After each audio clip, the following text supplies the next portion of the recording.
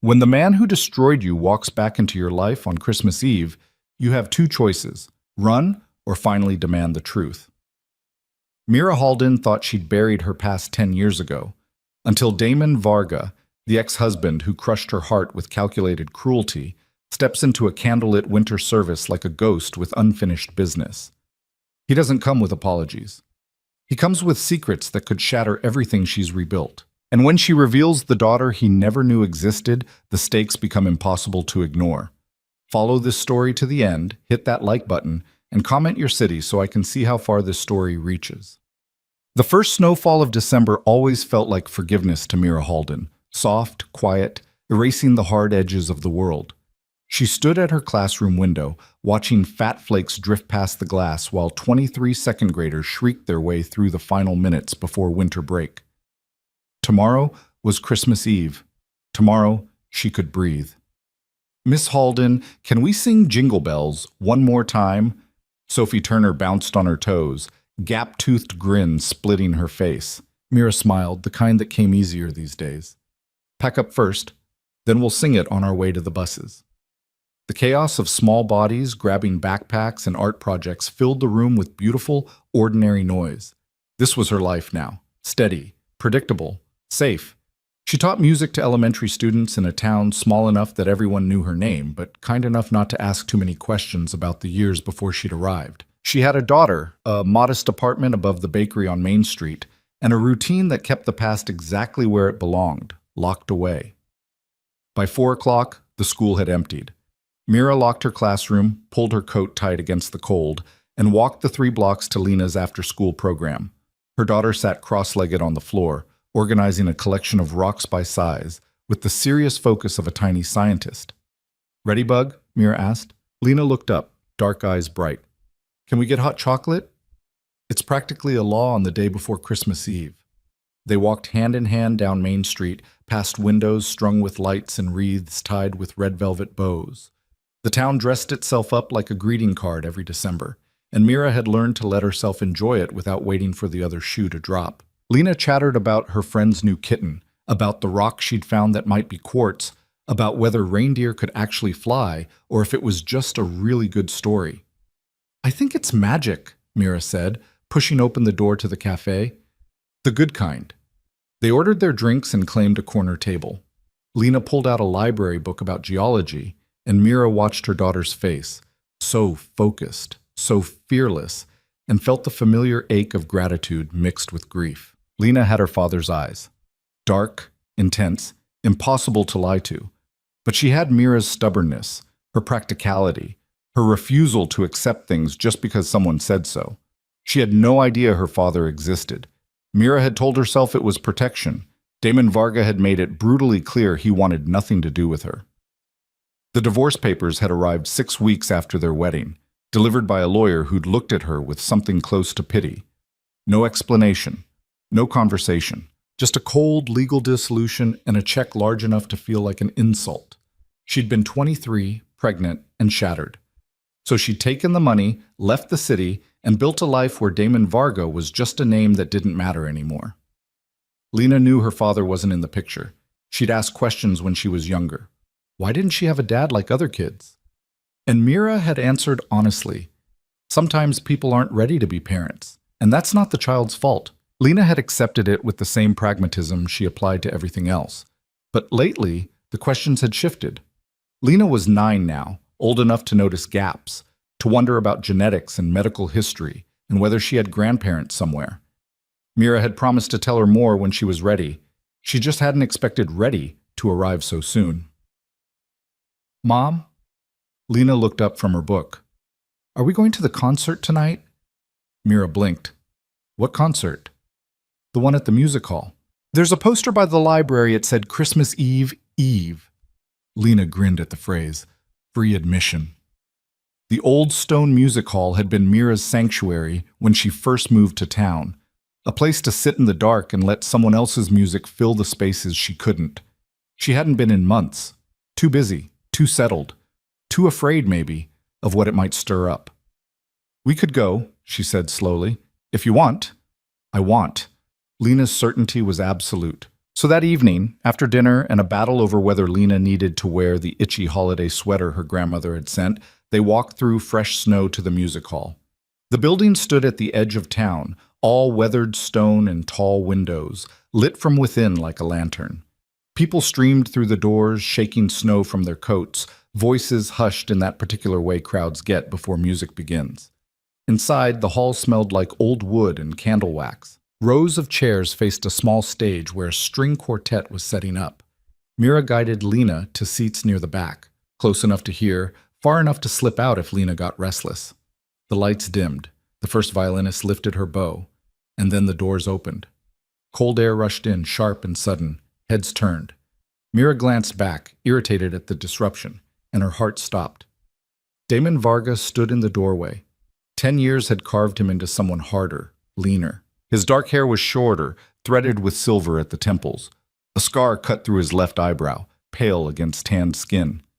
He wore a black coat over dark jeans, snow melting on his shoulders, and his eyes, those impossible dark eyes, swept the room with the watchful intensity of a man used to cataloging exits. They landed on Mira. The world narrowed. The quartet began to play, but she couldn't hear it, couldn't breathe, couldn't move. Damon's expression shifted. Recognition, something that might have been pain, then careful blankness. He walked down the aisle with measured steps, and Mira's body screamed at her to run, to grab Lena and disappear before he stopped at their row. "May I?" His voice was rougher than she remembered, scraped raw by years she knew nothing about. Lena looked up at him with curious eyes. Mira's hand tightened on her daughter's shoulder. "The row's full," she said, the lie obvious in the empty seats beside them. Damon's jaw tightened. "Mira." Her name in his mouth felt like a wound reopening. "You need to leave." "I will. After." He didn't move, didn't push, just stood there, waiting, and Mira realized with creeping horror that he wasn't going to make a scene. He was going to wait her out, and everyone around them was starting to notice the tension crackling between them.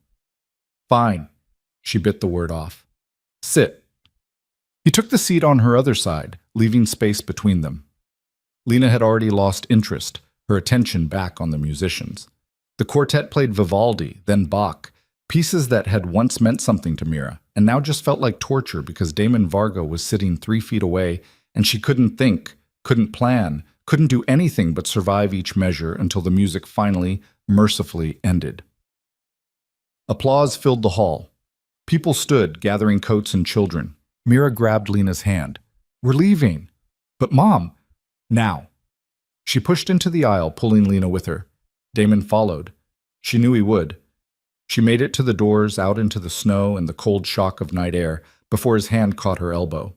"Don't touch me." She spun, putting herself between him and Lena. "Don't you dare." Lena's eyes went wide. Mira never used that tone, never lost control. Damon let go immediately, hands rising in surrender. 5 minutes. That's all I'm asking." "You don't get to ask me for anything." "I know." "You don't get to show up after 10 years." "I know." "Like you have any right—" "Mira." He said her name quietly, and something in his voice made her stop. "Please, 5 minutes. Then I'll leave if you want me to." She should say no. She should take Lena and walk away and never look back, but fury was rising in her chest, hot and vicious. And maybe she wanted those 5 minutes too. Maybe she wanted to finally tell him exactly what he'd done to her. "Lena," she looked down at her daughter. "Go wait by that bench. Stay where I can see you." "Mom, who is it now, Bug?" Lena's face shuddered, hurt, confused, but she walked to the bench and sat, small and uncertain in the snow. Mira watched until she was settled, then turned back to Damon. "Talk." He looked older up close, tired. The scar wasn't the only mark on him. There was another along his jaw, faint but visible, and his knuckles were scarred like he'd spent years hitting things harder than him. He looked like a man who'd been through a war. "I'm sorry," he said. She laughed, bitter and sharp. "That's what you came to say? After a decade?" "No, I came to tell you the truth." He glanced at Lena, then back to Mira. "The divorce, the way I ended things, it wasn't real. It felt pretty real when your lawyer handed me papers and told me you never wanted to see me again. I know. That's what I needed you to believe. He exhaled, breath fogging in the cold. I needed everyone to believe it. Why? The question came out hard. Because they were going to kill you. The words hit like a punch. Mira stared at him, anger faltering into confusion. What? Damon's hands curled into fists at his sides. I told you my family was complicated. I didn't tell you they were dangerous. I thought I could keep you separate from that world, but I was wrong. 2 weeks after we got married, people I grew up with, people who worked for my father, they approached me. They wanted me to take over operations I'd been trying to get away from my whole life. I said no. So they threatened me. Mira's voice came out flat. They didn't threaten. They gave me proof they'd been watching you, photos of you leaving work, receipts from the cafe you liked. They knew your schedule, your friends, where you parked your car. His voice cracked. They told me I could play by their rules, or they'd make sure you suffered for my disobedience. Slowly, Mira's legs felt weak. You could have told me and put you in more danger. They had eyes everywhere. If I'd tried to warn you, if I'd tried to run with you, they would have known. The only way to keep you safe was to make you irrelevant, to make them believe you meant nothing to me. He looked at her with devastation in his eyes. So I broke you. I made it public and ugly and cruel enough that no one would question it. I made sure you'd hate me so much you'd never try to find me. And then I left. Where did you go? Everywhere? Nowhere. I spent 3 years just staying ahead of them, making sure they believed I'd cut all ties. Then I started working with federal investigators. Gave them everything I knew about my father's network, about the people who'd threatened you. It took 4 more years to bring most of them down. He gestured to his scars. They didn't go quietly. Mira's mind spun. Why now? Why come back? Because the last of them went to prison 6 months ago. Because I've spent a decade making sure you were safe, and I finally have proof you are. Because... He stopped, looking past her to where Lena sat on the bench, kicking snow with her boots. Because I heard you were here. I didn't know about her. The bottom dropped out of Mira's stomach. How old is she? Damon's voice was barely a whisper. Mira could lie, should lie, but she was so tired of lies, even the ones meant to protect. 9. She watched him do the math, watched his face go pale. You were pregnant. It wasn't a question. When I left, you were 6 weeks. I didn't know yet. Her voice shook. I found out a month after you destroyed me. I tried to find you. I called every number I had. I went to your apartment and it was empty. Your lawyer told me you'd left instructions not to be contacted for any reason. Tears burned her eyes, furious and hot. So I had her alone. I raised her alone. You don't get to show up now, and I'm not asking for forgiveness. Damon's voice was raw. I'm not asking to be her father. He pressed his hands to his face, and when he lowered them, there were tears on his cheeks. I just wanted you to know the truth, that leaving you was the worst thing I've ever done, that I've thought about you every single day, that if I could go back, you can't. Mira's voice broke. You can't go back. You can't fix this. I know. They stood in the snow, 10 years of pain between them, while Lena watched from the bench with worried eyes. Mira wanted to scream, wanted to hit him, wanted to collapse and let someone else carry this for once. Instead, she straightened her spine and made herself look at him, really look at him, at the scars and the exhaustion and the way he held himself like a man who'd already accepted he deserved nothing. Her name is Lana, she said quietly. She's smart, practical. She collects rocks and asks questions about everything. She's never asked about you because I told her you weren't ready to be a father. I didn't tell her you were cruel. I just told her some people aren't built for it. Damon flinched like she'd struck him. But she's been asking more lately, wanting to know about her family, her history, and Mira's voice wavered. I don't know what to tell her anymore. Tell her the truth. Damon looked at her with quiet devastation.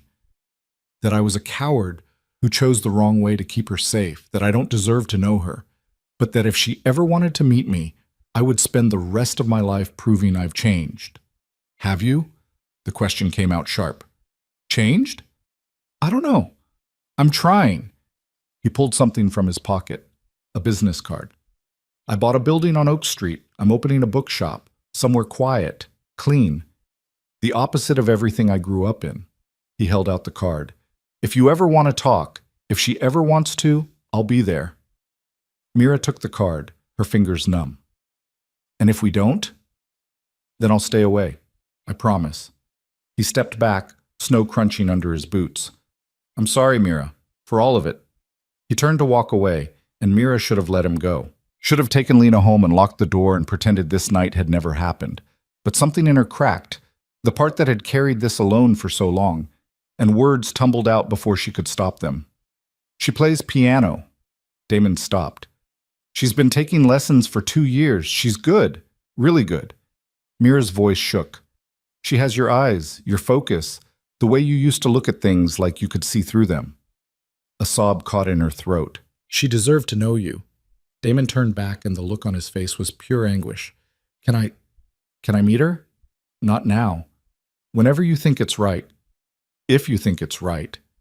Mira looked at Lena, who'd stood up from the bench and was watching them with that too sharp gaze that missed nothing.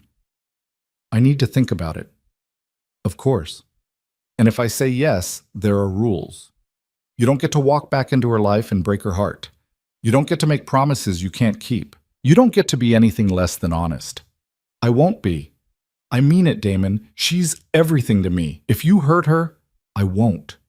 His voice was steady, absolute. I swear on everything I have left, I won't hurt her. Mira nodded slowly, then walked back to Lena. Her daughter looked up at her with questions in her eyes, so many questions, and Mira knew she couldn't avoid them anymore. Bug, she said gently, kneeling in the snow. That man I was talking to, his name is Damon. She took a breath. He's your father. Lena's eyes went wide. She looked past Mira to where Damon stood, still and careful in the falling snow. Then back to her mother. The one who wasn't ready. Yes. Is he ready now? The question was so simple, so direct, and Mira didn't have an answer. She looked back at Damon, who stood with his hands in his pockets, watching them like they were something precious he'd lost and found again. I don't know, Bug, but I think we should find out. Lena considered this with her usual seriousness. Then she stood, brushed snow off her jeans, and walked toward Damon with the fearless curiosity of a child who'd never learned to be afraid of strangers. Mira's heart hammered as she watched them face each other, this man who'd shattered her, and this girl who'd put her back together. Hi, Lena said. I'm Lena Halden. Do you actually want to meet me, or are you going to leave again? Damon crouched down to her level, and when he spoke, his voice was thick with emotion. I want to meet you more than anything in the world, and I promise I won't leave unless you tell me to. Lena studied him with those dark, unblinking eyes.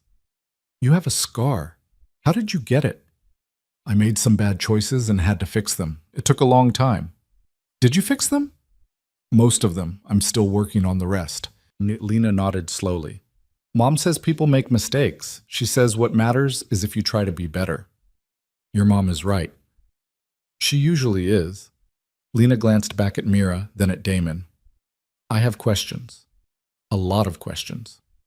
I'll answer every one. Even the hard ones? Especially the hard ones. Lena seemed to weigh this, then stuck out her hand like a tiny business person. Okay, you can meet me, but if you lie or break promises, I'll tell you to leave and you have to go. Deal? Damon took her small hand in his scarred one, and something in his expression cracked open. Deal. They shook on it, solemn and strange in the snow, while Mira watched and tried not to cry. This wasn't forgiveness. It wasn't redemption. It was just the beginning of something impossible and terrifying and maybe, just maybe, necessary. Can we go home now? Lena asked, practical as ever. It's cold. Mira nodded, not trusting her voice. Damon stood, looking between them like he wasn't sure if he was allowed to stay or expected to go. The bookshop, Mira said finally. When is it opening? 2 weeks. Right after New Year's. We'll come see it, if Lena wants to. I want to, Lena said immediately. I like bookshops. Damon's smile was fragile, disbelieving. Then I'll be there. He stepped back, giving them space. Mira took Lena's hand and started walking, but after a few steps, Lena pulled free and ran back to Damon. "You should know," she said seriously.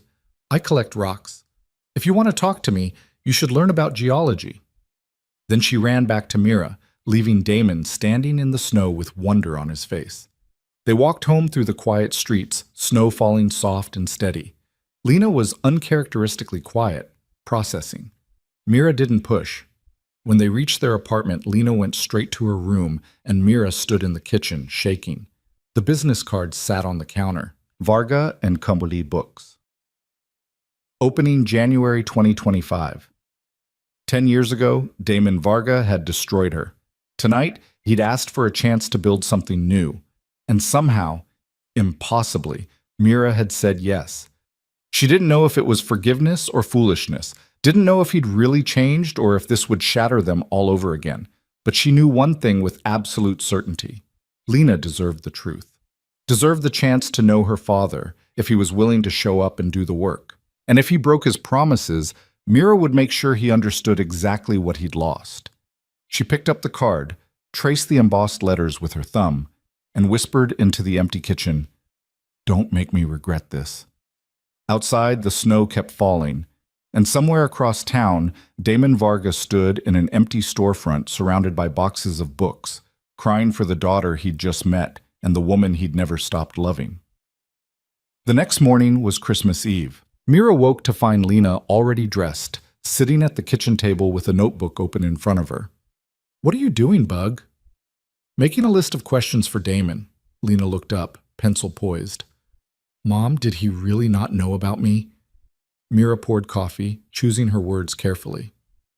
"No, he didn't know." "Why didn't you tell him?" "Because he left in a way that made it very clear he didn't want to be found.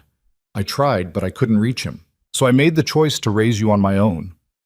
"Are you mad that he's back?" Mira sat down across from her daughter. "I don't know what I am yet. Confused, angry, scared." "Of what?" "That he'll hurt you, that he'll make promises and not keep them." Lena nodded seriously. "That's why I made him shake on it. Handshakes are binding." "Very binding," Mira agreed, fighting a smile. "Do I have to call him Dad?" "No, you call him whatever feels right to you." Lena added another question to her list, then looked up. "Do you still love him?" The question hit like a blow. Mira set down her coffee cup carefully. "I loved who he was 10 years ago. I don't know who he is now." "But you're going to find out?" "We're going to find out, together, if that's what you want." Lena considered this, then nodded. "I want to know if he's a good person, and if he knows anything about igneous rocks." They spent Christmas Eve quietly, baking cookies, watching movies, pretending everything was normal even though it wasn't. Mira's phone buzzed once, a text from an unknown number. "Thank you for giving me a chance. I won't waste it. D." She didn't respond, didn't know how. That night, after Lena was asleep, Mira stood at her window and looked out at the snow-covered street. Tomorrow was Christmas. The day after, they'd go back to their regular life. School, work, routine. But in 2 weeks, they'd walk into a bookshop and see if Damon Varga was the man he claimed to be. And Mira would finally have to decide if she could forgive him, not for leaving, but for coming back.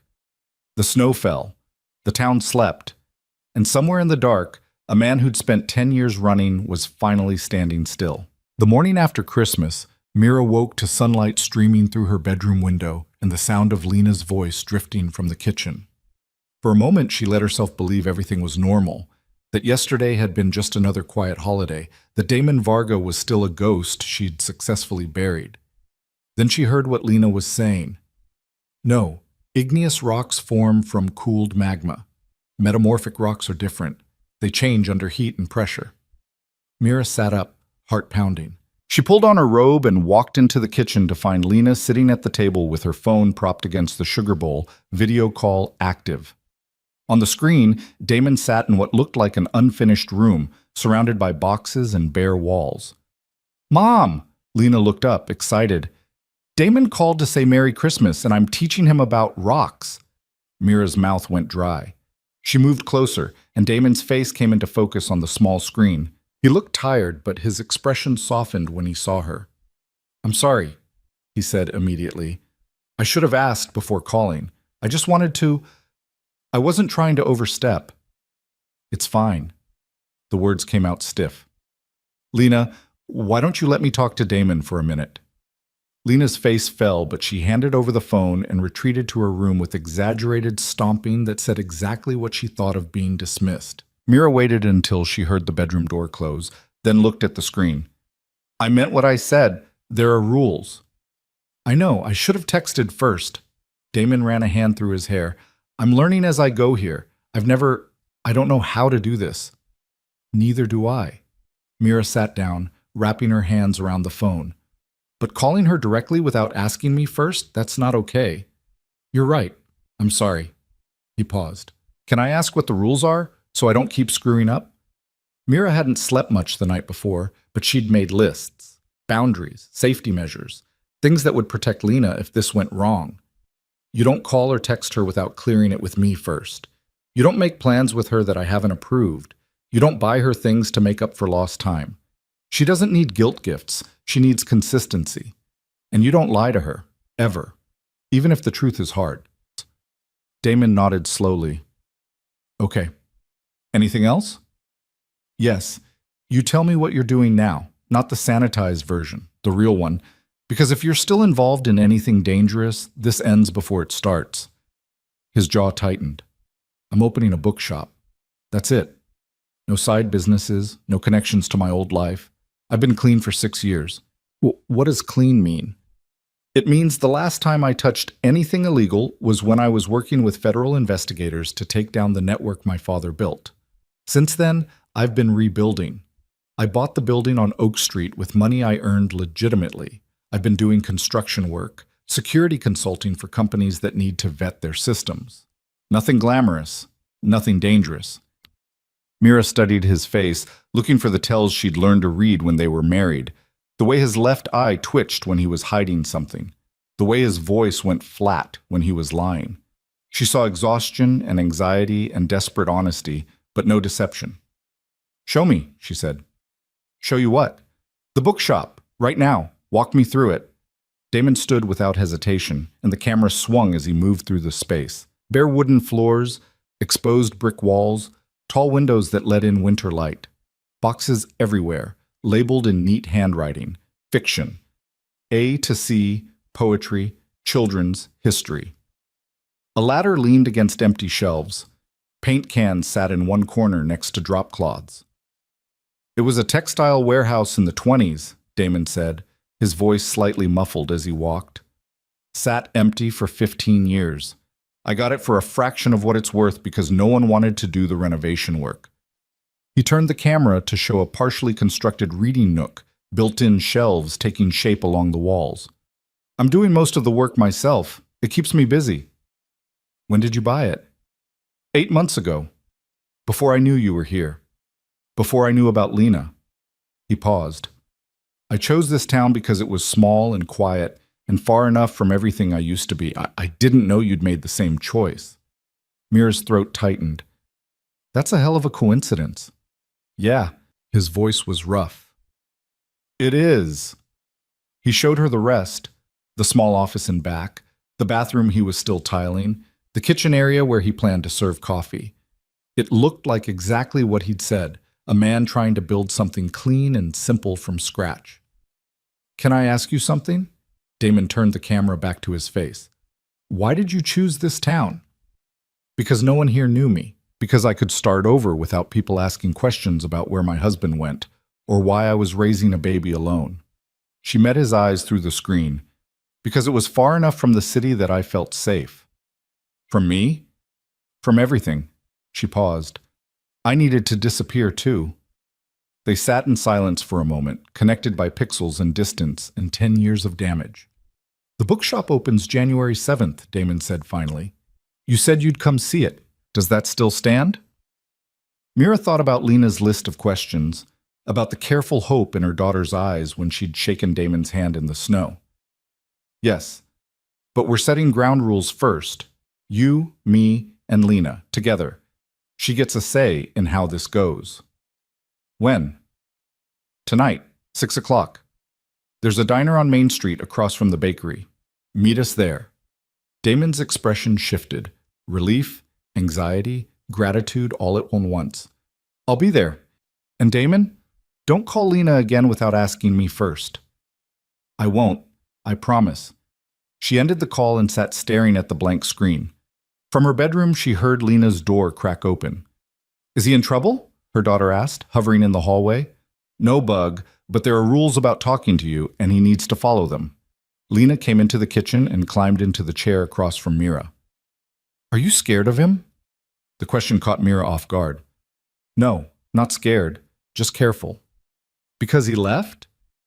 Because he left, and because I don't know if he'll stay, and I don't want you to get hurt if he leaves again.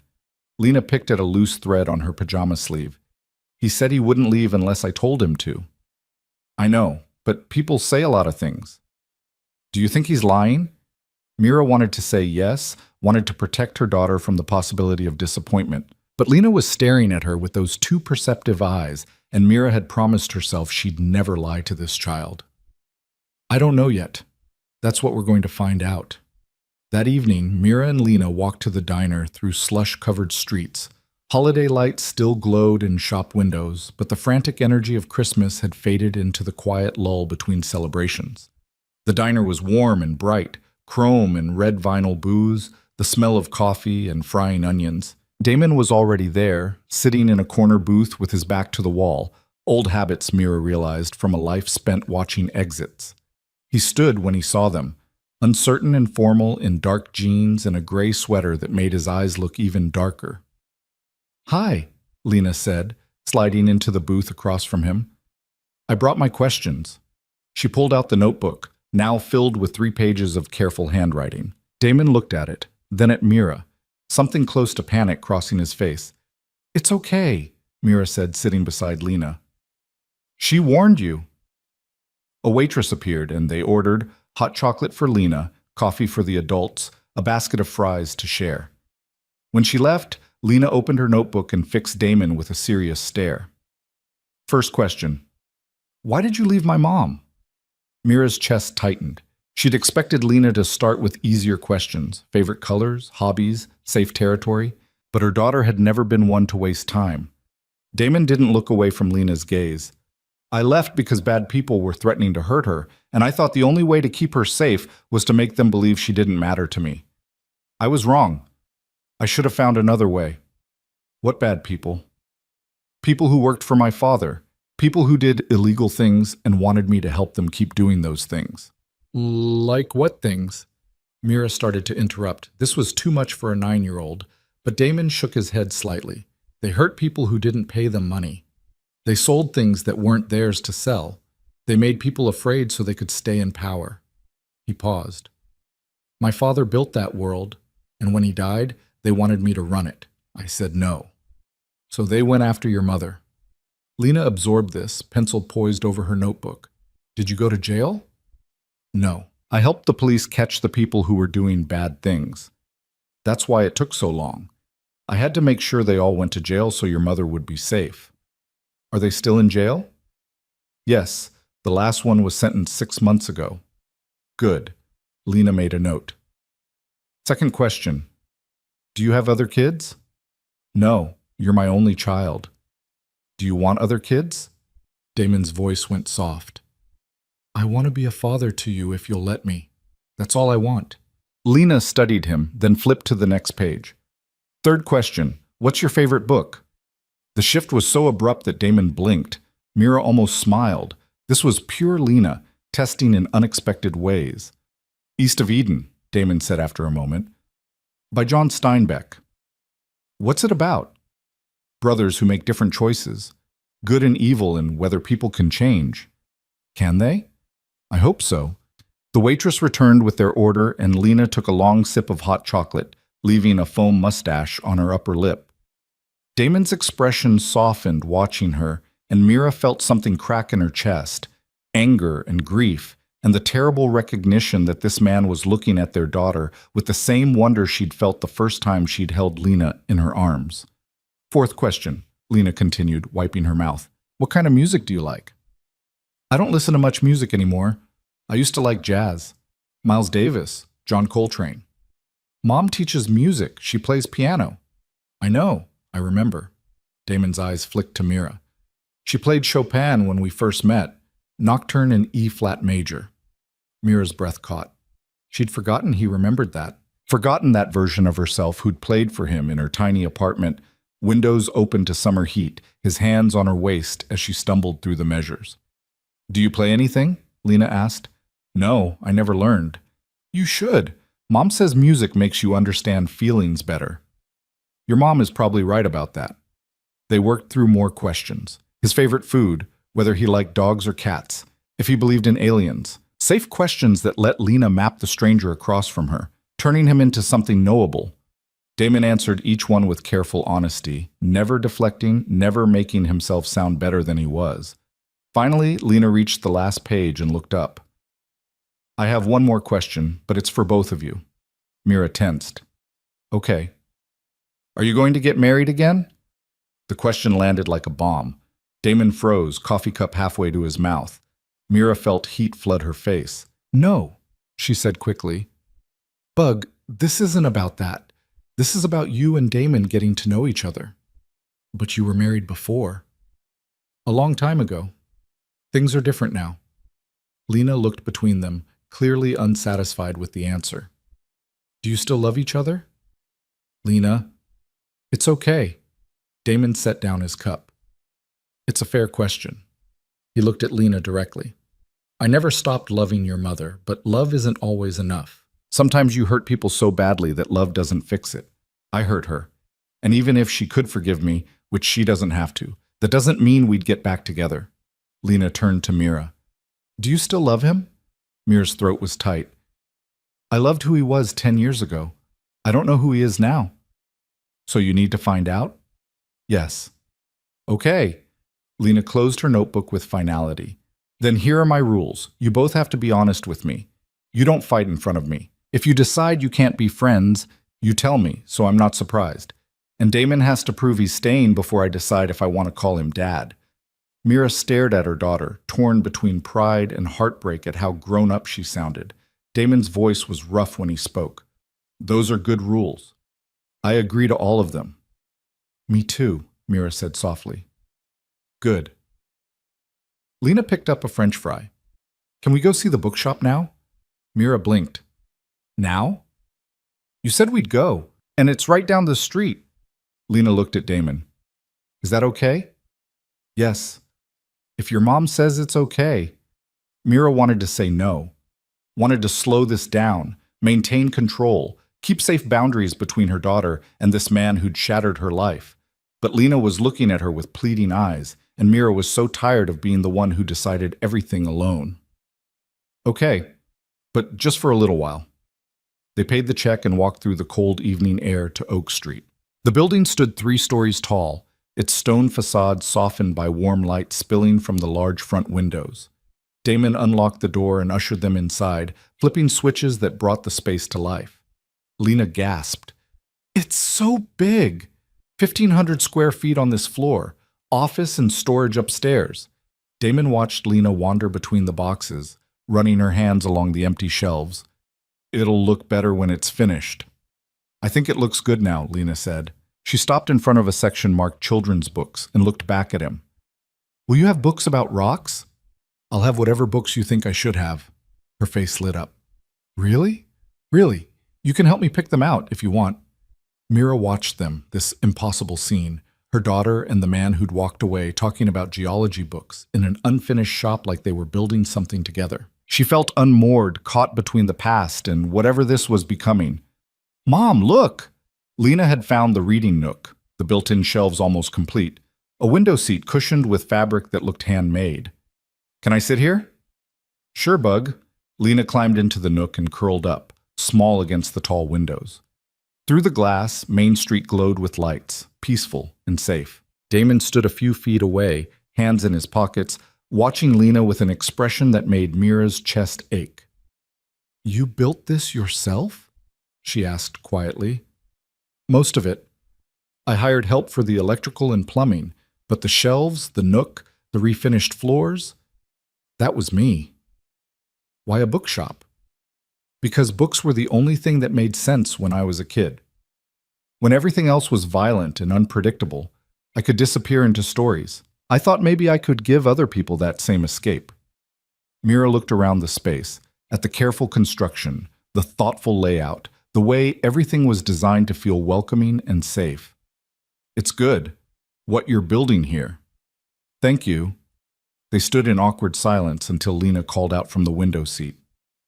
Damon, do you live upstairs? I do. It's not much. Just one room and a bathroom, but it's enough. Can we see it? Lena, Mira said sharply. That's his private space. It's okay. Damon looked at Mira. If you're comfortable with it. Mira hesitated, then nodded. They climbed narrow stairs to the second floor, where a door opened into a single large room. A bed in one corner, neatly made. A small kitchenette. A desk covered in papers and blueprints.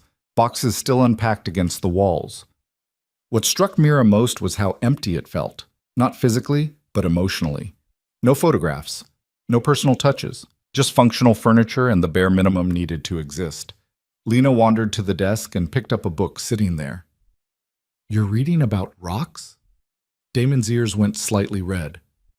I told you I'd learn. Lena beamed at him, and Mira felt something shift in her chest. Not forgiveness, not yet, but the first crack in the wall she'd built around her heart. They stayed for another hour. Lena asked questions about the renovation, about which books would go where, about whether there would be a section for poetry. Damon answered everything with careful attention, never dismissing her ideas, treating her thoughts like they mattered. When Mira finally said they needed to go home, Lena hugged Damon goodbye without hesitation. He stood very still, arms coming up slowly to return the embrace, his face a mixture of joy and devastation. Can we come back? Lena asked as they reached the door. Whenever your mom says it's okay. Lena looked at Mira hopefully. Can we come back this weekend? I want to help organize the children's section. Mira glanced at Damon, who was very carefully not pushing, just waiting. We'll see. Outside, Lena chattered the whole way home about the bookshop, about the books she wanted Damon to stock, about how cool it would be to have a reading nook like that in their apartment. Mira listened with half her attention, the other half still back in that sparse upstairs room, thinking about a man who'd spent 10 years running and had finally stopped in the same town where she'd built her life. That night, after Lena was asleep, Mira sat at her kitchen table with a glass of wine and Damon's business card. Her phone buzzed. Thank you for tonight, for letting me meet her properly, for giving me a chance.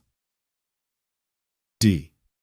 She stared at the message for a long time before responding. She likes you, but liking isn't enough. You have to show up. Every time. No excuses. I will. I promise. Don't promise. Just do it. Okay. She set the phone down and closed her eyes. This was terrifying. Letting him back into their lives, watching Lena open her heart to someone who'd already proven he could walk away.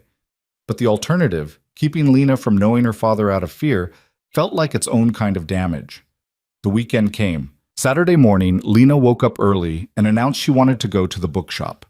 Mira made her wait until after breakfast, until a reasonable hour, until she'd called Damon to make sure he was actually there and prepared for company.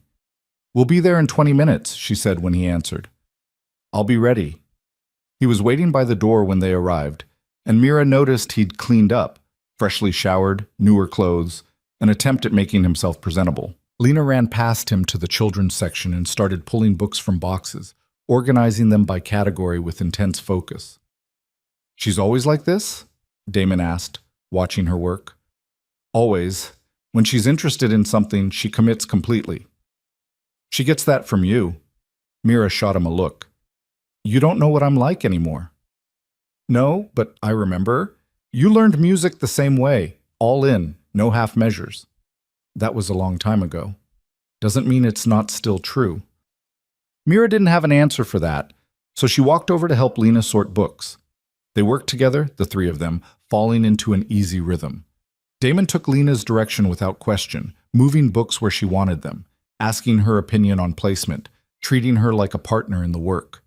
Around noon, he disappeared upstairs and came back with sandwiches and lemonade. They ate sitting on the floor, surrounded by books and boxes, and it felt almost normal, like a family spending a Saturday together. Except they weren't a family. They were three people trying to figure out if they could build something from the wreckage of the past. I have a piano, Damon said suddenly. Upstairs. It's old and probably needs tuning, but it works. I thought, if you ever wanted to play, Mira's heart stuttered. Where did you get a piano? It was in the building when I bought it. Previous owner left it behind. I was going to sell it, but he stopped. I couldn't. Lena perked up. Mom should play something. I don't think... Please, Mom, you never play anymore. It was true. Mira had stopped playing shortly after Lena was born, too exhausted and heartbroken to find music in herself. She taught it, guided children through scales and simple melodies, but she hadn't played for herself in years.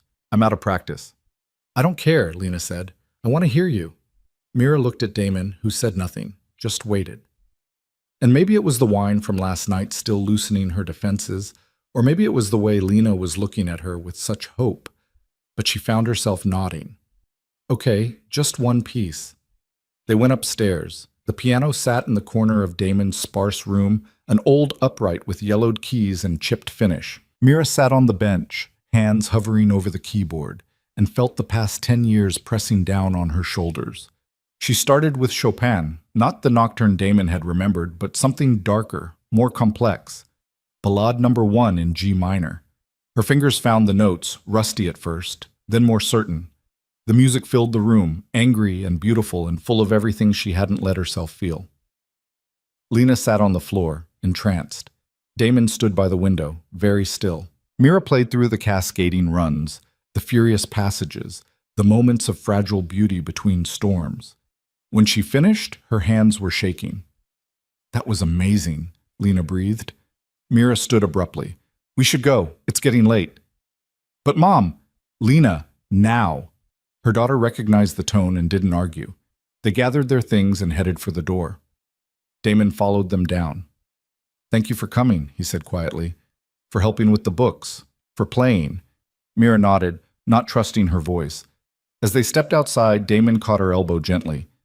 I shouldn't have asked you to play. I'm sorry. It's fine. It's not. I could see it upset you. She pulled her arm away. You don't get to read me anymore. You don't get to know what upsets me. You're right. I'm sorry. They stood in the cold, Lena already halfway down the street, and Mira felt tears burning behind her eyes. That piece, she said roughly.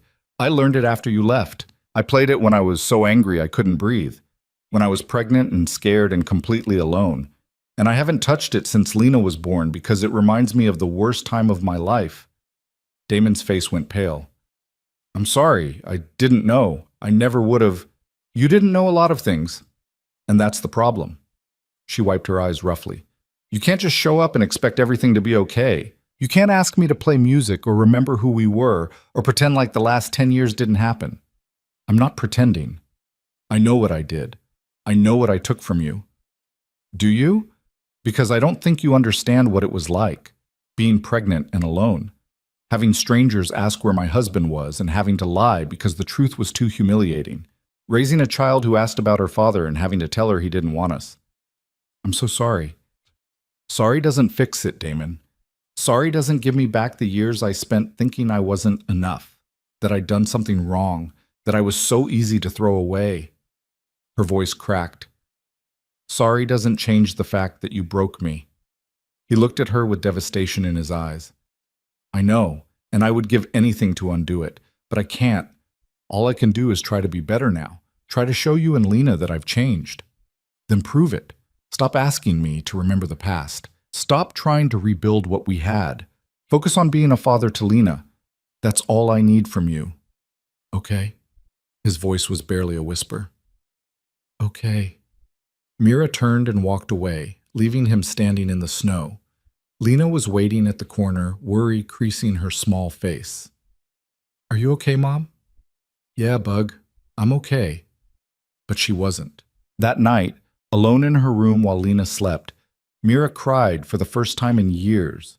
For the girl she'd been, for the life she'd lost, for the impossible situation she was in now. Because despite everything, despite the anger and the pain and the fear, part of her still loved Damon Varga, and she hated herself for it. The week between Christmas and New Year's passed in careful distance.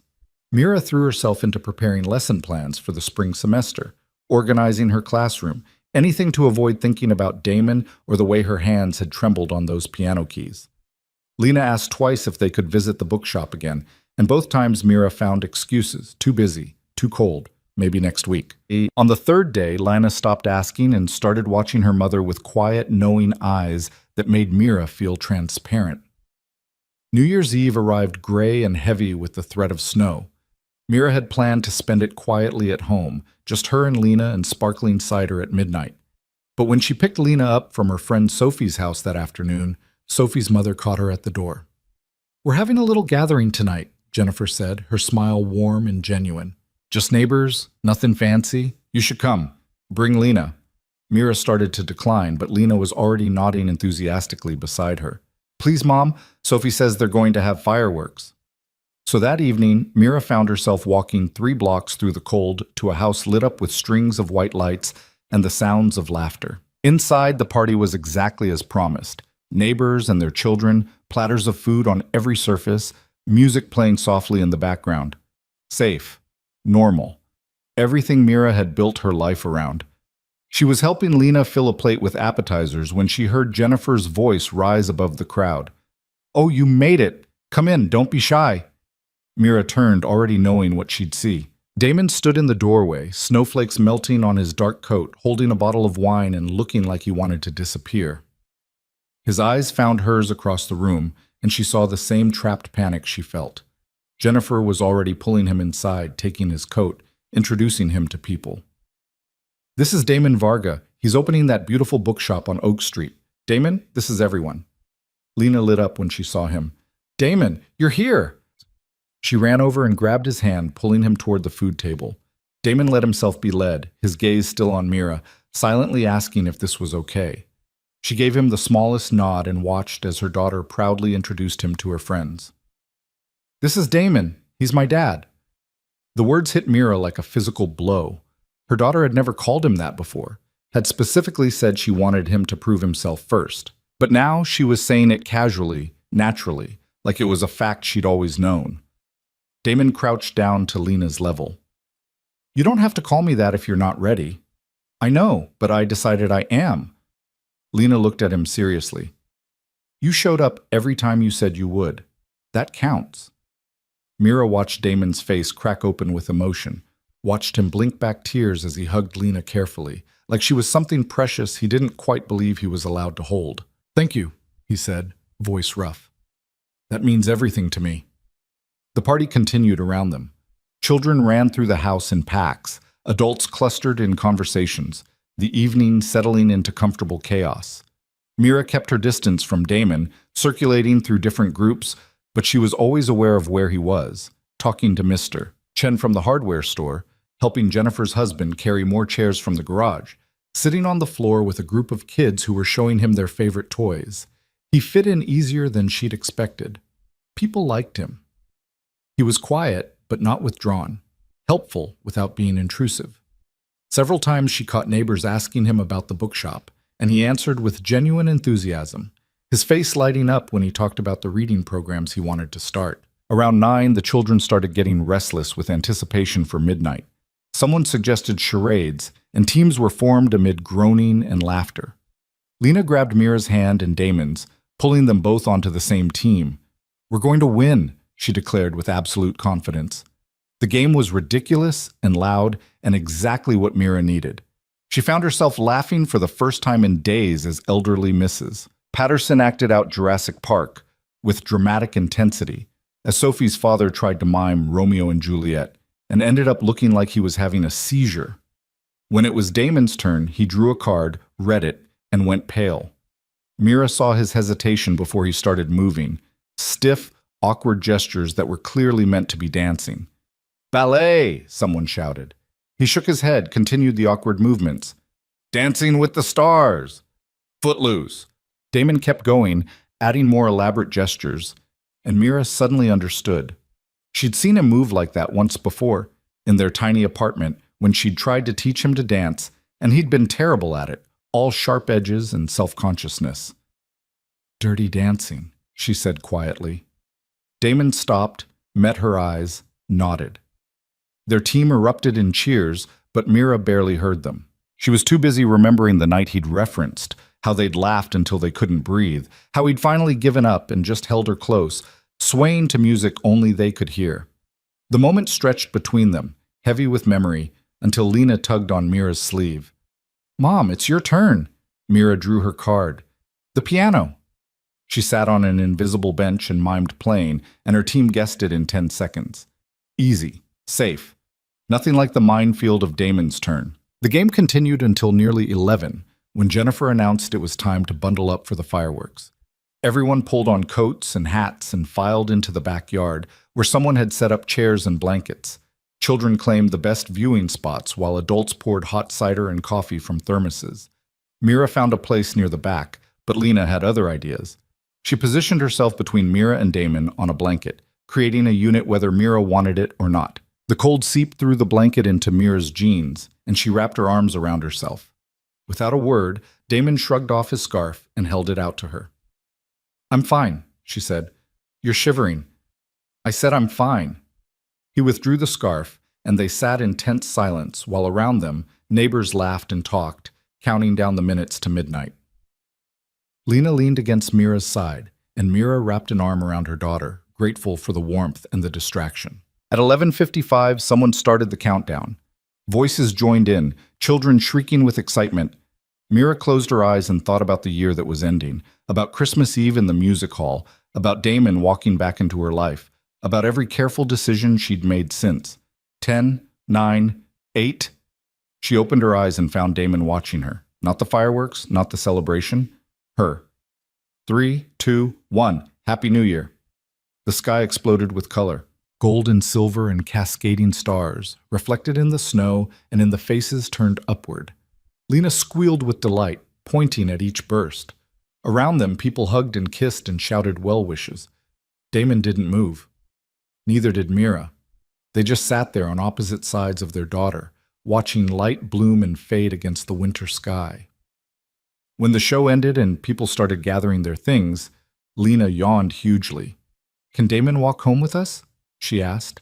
"We're only 3 blocks away, Bug. We don't need—" "I'd like to," Damon said quietly, "if that's okay." Mira wanted to say no, wanted to maintain the boundaries she'd barely managed to keep all evening. But Lena was looking at her with pleading eyes, and she was tired of always being the one who said no.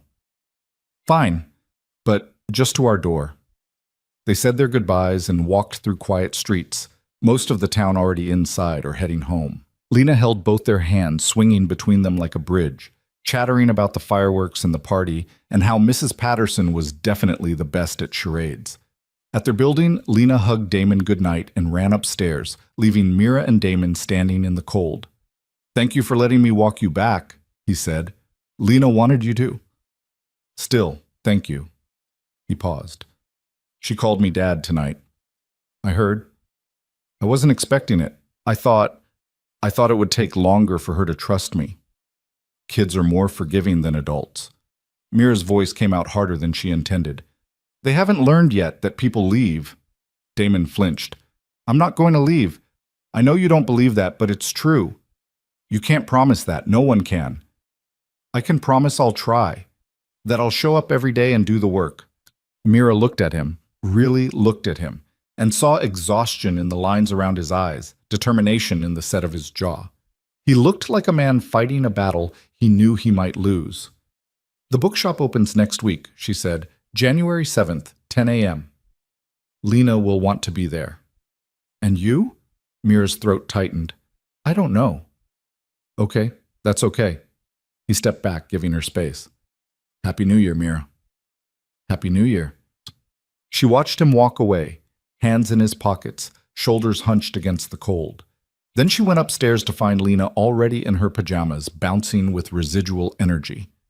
"That was the best New Year's ever," Lena announced. "Did you have fun?" "It was nice. You and Damon barely talked." "We were at a party, Bug. There were lots of people to talk to." Lena gave her a look that said she wasn't fooled. "Are you still mad at him?" Mira sat on the edge of Lena's bed. It's more complicated than being mad. Why? Because what he did hurt me very badly. And even though I understand why he did it now, that doesn't make the hurt go away. But you're trying to forgive him, right? The question was so earnest, so full of hope, that Mira felt her chest constrict. I'm trying to figure out if I can trust him again. That's different from forgiveness. Do you think you can? I don't know yet. That's what we're all trying to find out. Lena was quiet for a moment, then said, I think he's trying really hard. I think so too. And I think he loves you. The way he looks at you. It's the way you look at me when you think I'm not watching. Mira's breath caught. Bug, it's okay, Mom. I'm not saying you have to love him back. I'm just saying I noticed. Lena yawned again. Can we go to the bookshop opening? Yes, we'll go. Promise? Promise. Satisfied, Lena burrowed under her covers. Mira kissed her forehead and retreated to her own room, where she stood at the window and watched snow begin to fall. Somewhere across town, Damon was in his sparse apartment above an almost finished bookshop, probably lying awake and thinking about the same impossible situation. The week passed in a blur of preparation. Mira returned to teaching, her classroom full of energetic children coming off holiday sugar highs. Lena went back to school, came home each day with new stories about her friends, about what she was learning, about the countdown to the bookshop opening. Damon texted Mira every evening with updates. The delivery of the register, the final inspection passing, the sign being hung above the door. Each message was brief, informative, never pushing for more than she'd given permission for.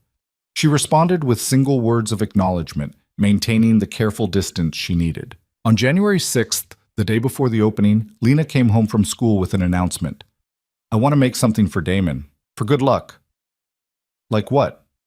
I don't know. What do people give for good luck? They spent the evening crafting a card, Lena carefully drawing a bookshop on the front with colorful spines filling the shelves. Inside, she wrote in her neat handwriting, Congratulations on your new beginning. Love, Lena. Should I put "and Mom?" she asked. Mira hesitated, then nodded. Sure, Bug.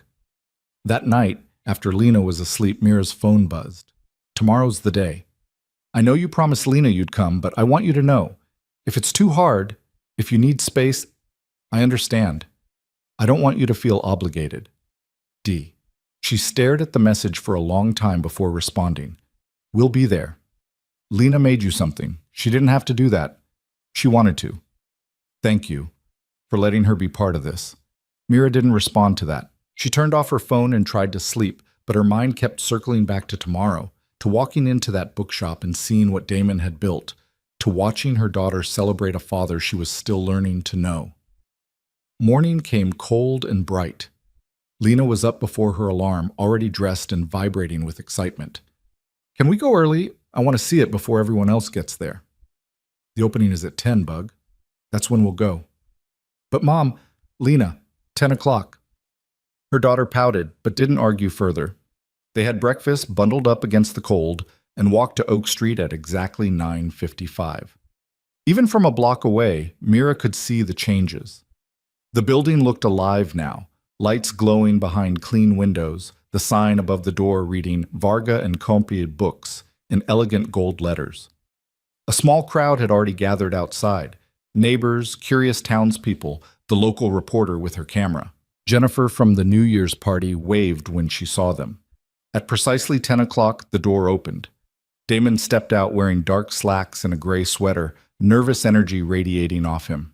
He saw the crowd and visibly steadied himself. Thank you all for coming, he said, voice carrying in the cold air. I wanted to create a space for this community, somewhere people could discover stories, find quiet, feel welcome. I hope this becomes that place for you. He cut a ribbon Jennifer's husband had strung across the door, and people applauded. Then everyone filed inside, exclaiming over the transformation. The bookshop was beautiful. Natural light poured through the tall windows, illuminating shelves organized by careful categories. The reading nook Lena had discovered weeks ago was now complete, stocked with cushions and throws. A small cafe area occupied one corner, the scent of fresh coffee filling the air. Soft music played from hidden speakers. Jazz, Mira noticed, the kind Damon had mentioned liking. Lena ran straight to the children's section and gasped. The books she'd helped organize were perfectly displayed, and on a small table sat a collection of geology guides with a handwritten sign, Lena's Recommendations. "Mom, look!" She grabbed Mira's hand and pulled her over. "He did this for me." Damon appeared beside them. "You said I should have books about rocks, so I got the best ones I could find." Lena threw her arms around him. "This is perfect, thank you." He hugged her back, and when he straightened, his eyes met Mira's over their daughter's head. She saw gratitude there, and fear, and desperate hope. "It looks good," Mira said quietly. "What you've done here." "Thank you. That means a lot." People swarmed around them, asking questions, browsing shelves, claiming seats in the reading nook. Damon moved through the crowd with quiet confidence, answering questions about inventory, about his plans for reading groups and author events, about the coffee bar that would officially open next week. Mira found herself drifting through the shop, taking in details. The poetry section was extensive, thoughtfully curated. The local history shelf featured books about the town and surrounding area. The mysteries were organized alphabetically, the romances by subgenre. Everything showed care, attention, genuine love for books, and the people who read them. She ended up in a quiet corner near the back where a small shelf held music books, theory guides, composer biographies, sheet music collections. Her fingers traced the spines until they landed on a book of Chopin's complete works.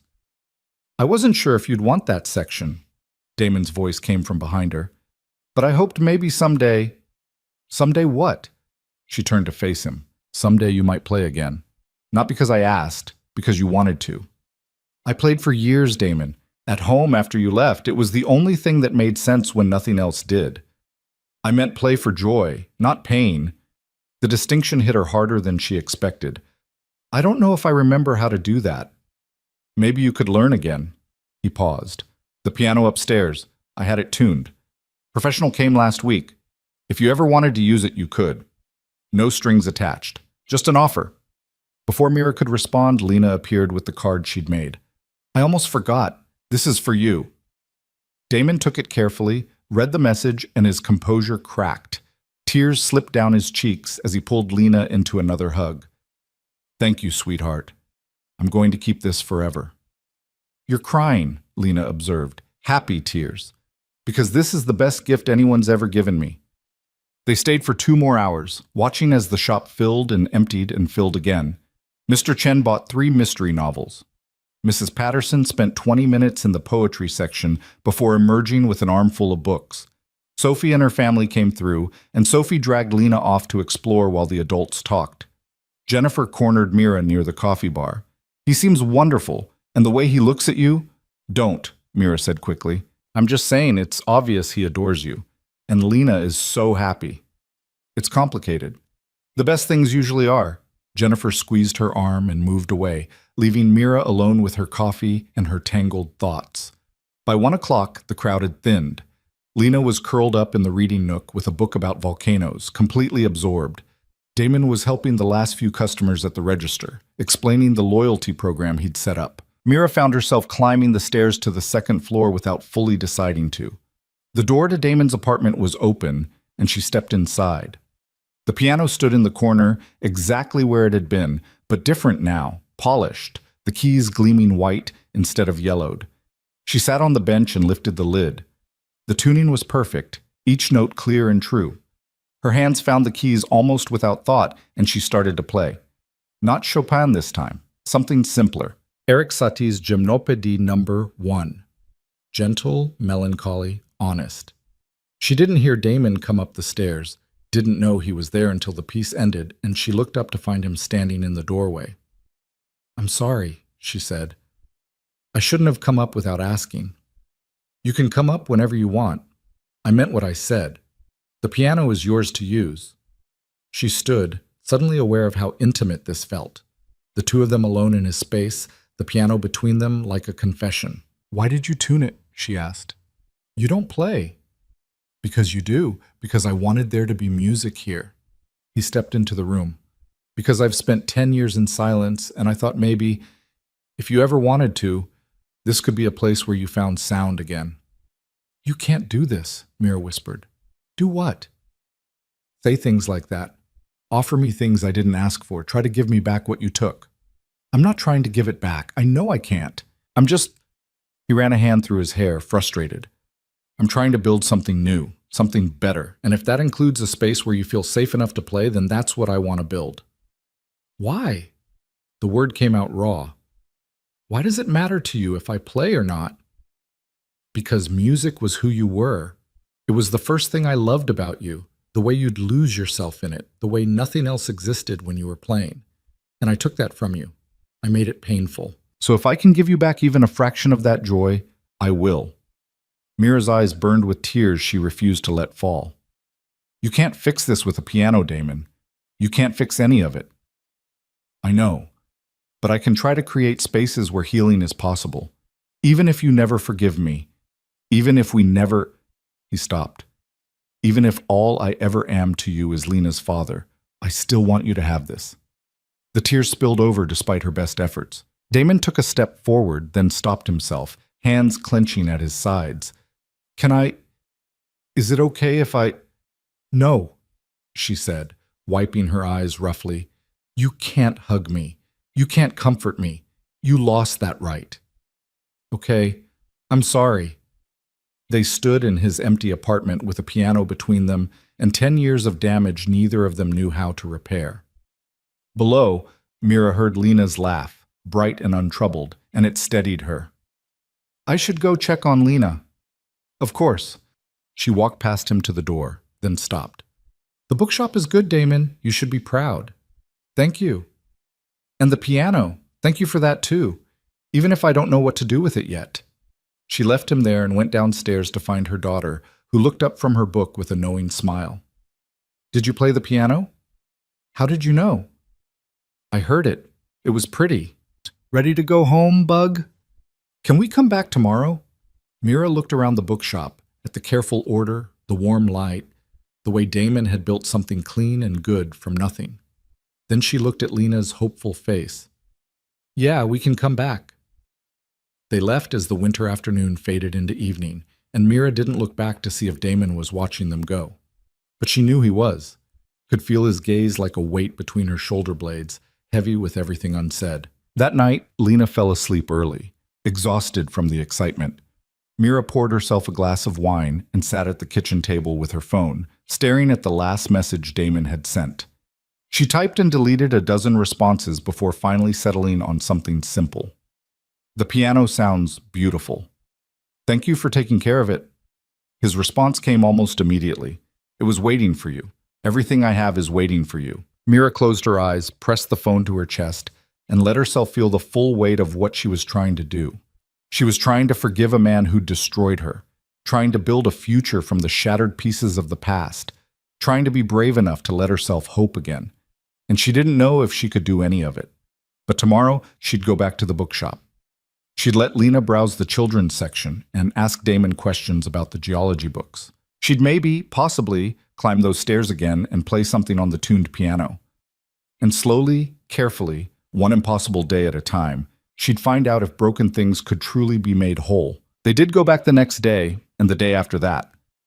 The bookshop became part of their routine in ways Mira hadn't anticipated, stopping by after school for Lena to browse new arrivals, weekend mornings spent in the reading nook while Damon worked the register, quiet afternoons when the shop was empty and Mira would find herself climbing those stairs to the piano. She didn't tell Damon when she played, would slip upstairs while he was helping customers, sit at the bench, and let her fingers remember what they'd once known. Simple pieces at first, Mozart sonatas, Bach preludes, songs that required technical precision but not emotional vulnerability. The piano responded beautifully, each note clear and resonant in the small apartment. Sometimes she'd finish and find a cup of tea waiting on the desk, still steaming. Damon never interrupted, never asked what she'd played or why, just left small gestures that said he knew she was there, that her presence mattered. January gave way to February, winter settling deep into the town's bones. School continued, steady and predictable. Lena thrived, her friendship with Sophie growing stronger, her rock collection expanding to include specimens Damon special ordered from a geology supplier. She'd started calling him Dad without hesitation, would run to hug him when they arrived at the bookshop, would text him photos of interesting stones she found. Watching them together cracked something open in Mira's chest, the easy affection, the way Lena would explain complex geological concepts while Damon listened with complete attention, the inside jokes developing between them. This was what she'd wanted for her daughter, what she'd grieved not having. But it also terrified her, because Lena was all in, heart completely open, and if Damon left, if this fell apart, her daughter would be destroyed. On Valentine's Day, Mira came downstairs from playing to find the bookshop decorated with paper hearts the local elementary school had made. Lena was at the register with Damon, carefully ringing up a customer's purchase while he supervised. "Mom," she waved, "Damon's teaching me how to use the register." "I see that." The customer, Mrs. Patterson, smiled warmly. "You have a beautiful family." Mira's stomach clenched. "Oh, we're not—" "Thank you," Damon said quietly, handing Mrs. Patterson her bag. "Have a wonderful Valentine's Day." After she left, Mira crossed to the register. "You shouldn't let people think—" "I know, I'm sorry, it's just—" He looked at Lena, who was reorganizing the bookmarks. "Sometimes I forget we're not. Well, we're not, and it's important that people understand that." "You're right. I'll be clearer next time." But he looked hurt, and Mira hated that she cared, hated that his pain still affected her. That evening, after they got home, Lena presented Mira with a handmade Valentine's card. "I made one for you and one for Damon," she said proudly. "His has books on it. Yours has music notes. They're beautiful, Bug. Do you think you'll ever give Damon a Valentine?" Mira set the card down carefully. "That's not really our relationship. But you like him, I can tell." "It's complicated." "Everything with you two is complicated." Lena flopped onto the couch with dramatic exasperation. "Why can't you just be nice to each other?" "I am nice to him." "You're polite? That's different. You smile at him like teachers smile when they're trying not to be mad. He smiles at you like it hurts." Mira sat beside her daughter, shaken by the observation. "When did you get so perceptive?"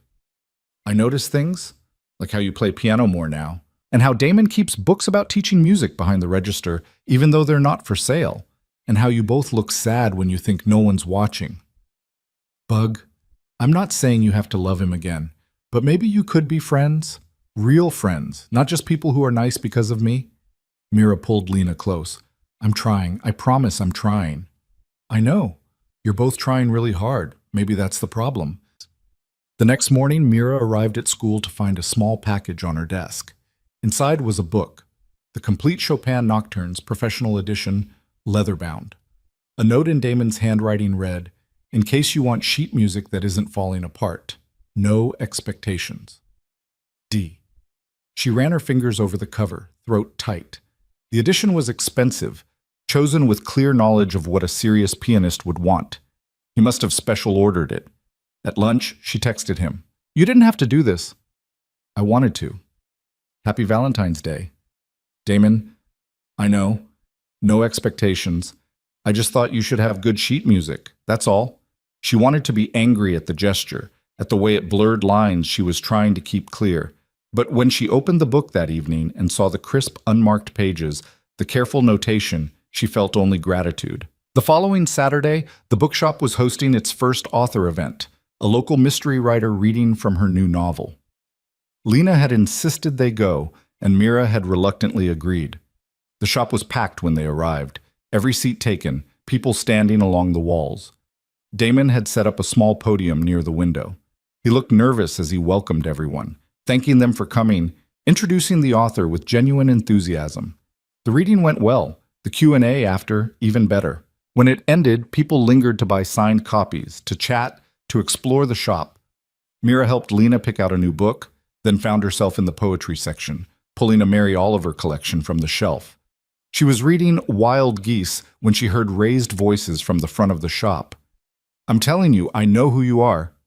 Mira looked up to see a man in his 50s confronting Damon at the register, his face flushed with anger. Damon had gone very still, the careful blankness Mira recognized from years ago settling over his features. "I think you're mistaken," Damon said quietly.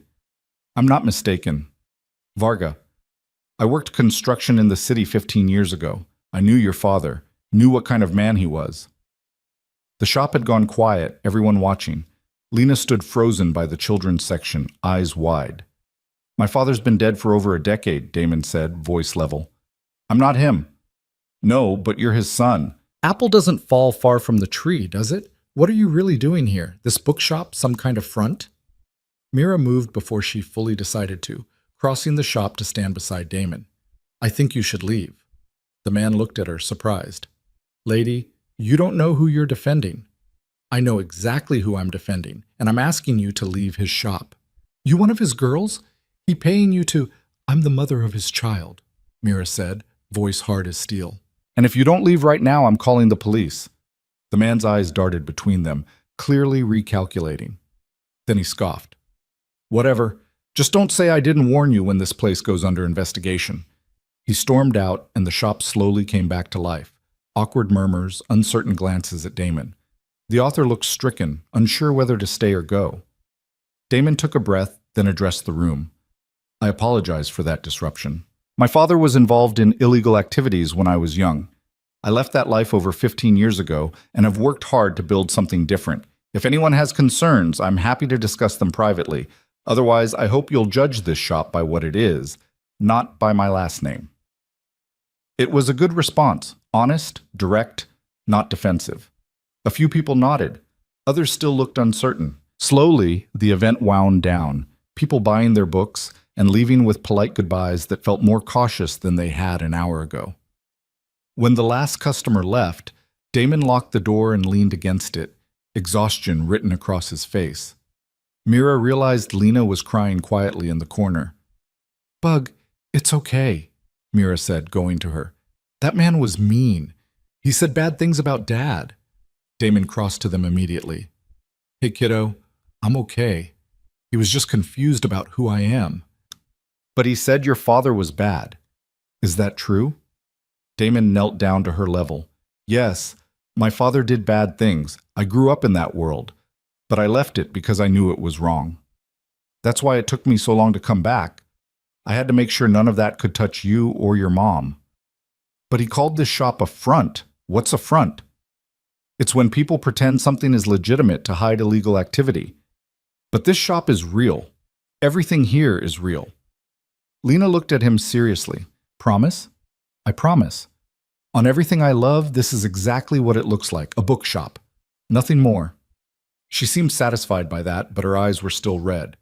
Damon pulled her into a hug, and over her shoulder he met Mira's gaze. "Thank you," he said quietly, "for stepping in." He was being cruel. He wasn't wrong, though, about my father, about where I came from. But he was wrong about who you are now. Something shifted in Damon's expression, hope mixed with disbelief. "You really believe that?" Mira looked at the bookshop around them, at the careful way Damon held their daughter, at the life he'd built from nothing. "I'm starting to," she said. That night, after Lena was in bed, Mira sat at her kitchen table and thought about the man's accusations, about the fear she'd felt watching someone attack Damon publicly, about the way she'd defended him without hesitation. She'd meant what she said. She was starting to believe he'd changed. But believing wasn't the same as trusting, wasn't the same as forgiving. Her phone buzzed. "I'm sorry Lena had to see that. I never wanted this life to touch her. It's not your fault. That man was out of line. Still, I hate that she was scared, that she had to hear those things about my father. She's resilient, and she loves you. That matters more than what some stranger said." There was a long pause before his next message. "Can I ask you something? Why did you defend me?" Mira stared at the question, trying to articulate something she barely understood herself. "Because what he said wasn't fair. Because you've worked hard to be different. Because Lena was watching, and I wanted her to see that we stand up for people we care about." "We?" She closed her eyes, typed before she could overthink it. "Yes. We." The days after the confrontation brought a subtle shift. Word had spread about the incident, and for a while, traffic to the bookshop slowed. Some people stayed away, uncertain or disapproving. But others, neighbors who knew Damon, regular customers, people who'd seen the care he put into the shop, made a point of coming by, of buying books, of showing support. Jennifer brought her book club for an impromptu meeting in the reading nook. Mr. Chen stopped by daily for coffee and conversation. Mrs. Patterson declared loudly to anyone who'd listen that Damon Varga was a good man, and anyone who thought otherwise was a fool. Mira found herself spending more time at the shop, a silent show of solidarity. She'd work on lesson plans at a corner table while Lena did homework, would help shelve returns, would sometimes play the piano upstairs when the shop was quiet. It felt like taking a stand, though she wasn't entirely sure what she was standing for. One afternoon in late February, she came downstairs from playing to find Damon closing up early. The shop was empty except for Lena, who was curled up in the reading nook with her geology book. "Everything okay?" Mira asked. "Yeah, just slow today. Thought I'd close and take Lena to get ice cream, if that's okay with you." "It's freezing outside." Ice cream is good any time of year, that's science. Lena perked up. "Can we, Mom, please?" "Sure, Bug." They walked 3 blocks to the ice cream parlor, breath fogging in the cold air. Lena ordered mint chocolate chip, Damon got coffee, and Mira found herself choosing salted caramel. They sat in a booth by the window, and for a moment it felt almost normal, like a family out for a Saturday treat. "I've been thinking about adding events," Damon said, stirring his ice cream absently. "Music nights, maybe. Local artists performing. I thought, if you wanted, you could play sometime." Mira's spoon froze halfway to her mouth. "Play? In public?" "Just an idea. No pressure. But the shop has good acoustics, and I thought people might enjoy live music. We could do it monthly, different performers. You could be first, if you wanted. Or not. Whatever feels right." "I haven't performed in 10 years. I know. But I've heard you playing upstairs. You're better than you ever were." "Mom, you should do it!" Lena's eyes sparkled. "I've never heard you play for other people." "That's because I don't play for other people." "Why not?" "Because performing meant being vulnerable, meant opening herself up to judgment and criticism. Because she'd stopped playing publicly when Damon left and had never found the courage to start again." "I'll think about it," she heard herself say. Damon smiled, soft and genuine. "That's all I'm asking." They finished their ice cream and walked back through the darkening afternoon. Lena ran ahead, leaving Mira and Damon a few steps behind. "You don't have to do the music night," Damon said quietly.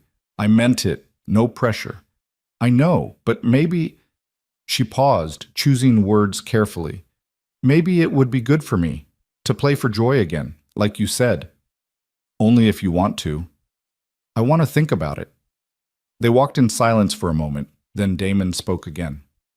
"That thing you said the other night, about standing up for people we care about. Did you mean that?" Mira's heart hammered. "Yes." "So you care about me? Even a little?" She could have deflected, could have made it about Lena or the bookshop or anything other than the truth, but she was tired of hiding. "Yes, Damon.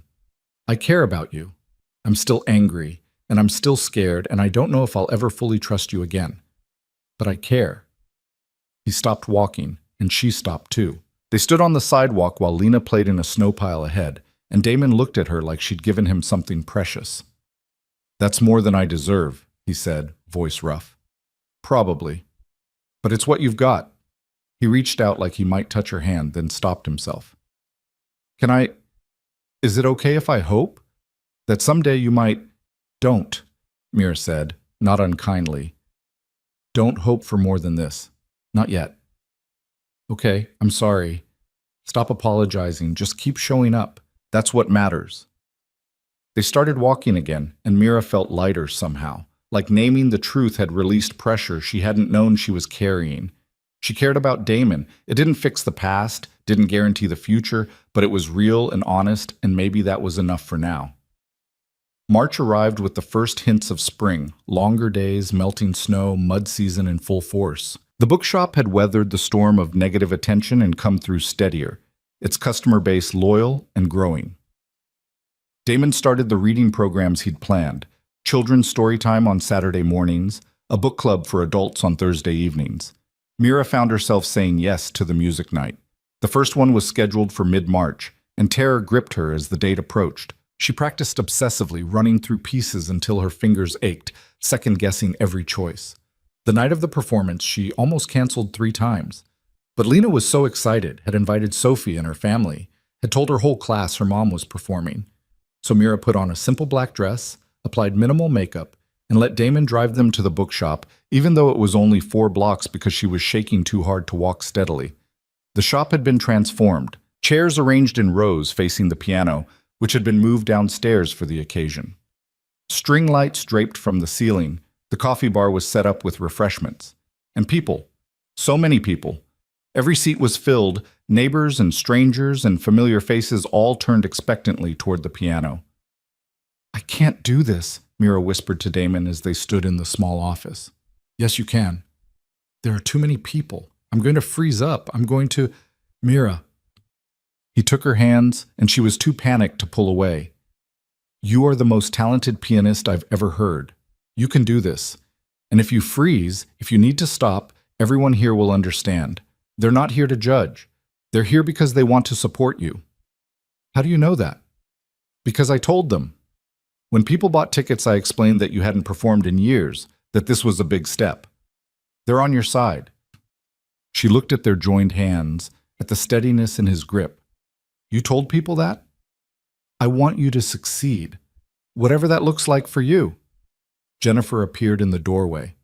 "Ready when you are. No rush." Mira took a breath, squared her shoulders, and walked into the main shop. Applause greeted her, warm, encouraging. Lena sat in the front row between Sophie and Damon, practically vibrating with excitement. Mira sat at the piano and adjusted the bench. The keys were familiar under her fingers, solid and real. She'd chosen her program carefully, pieces that meant something to her, that told a story of survival and growth. She started with Debussy's Clair de Lune, gentle, nostalgic, the first piece she'd learned to truly love.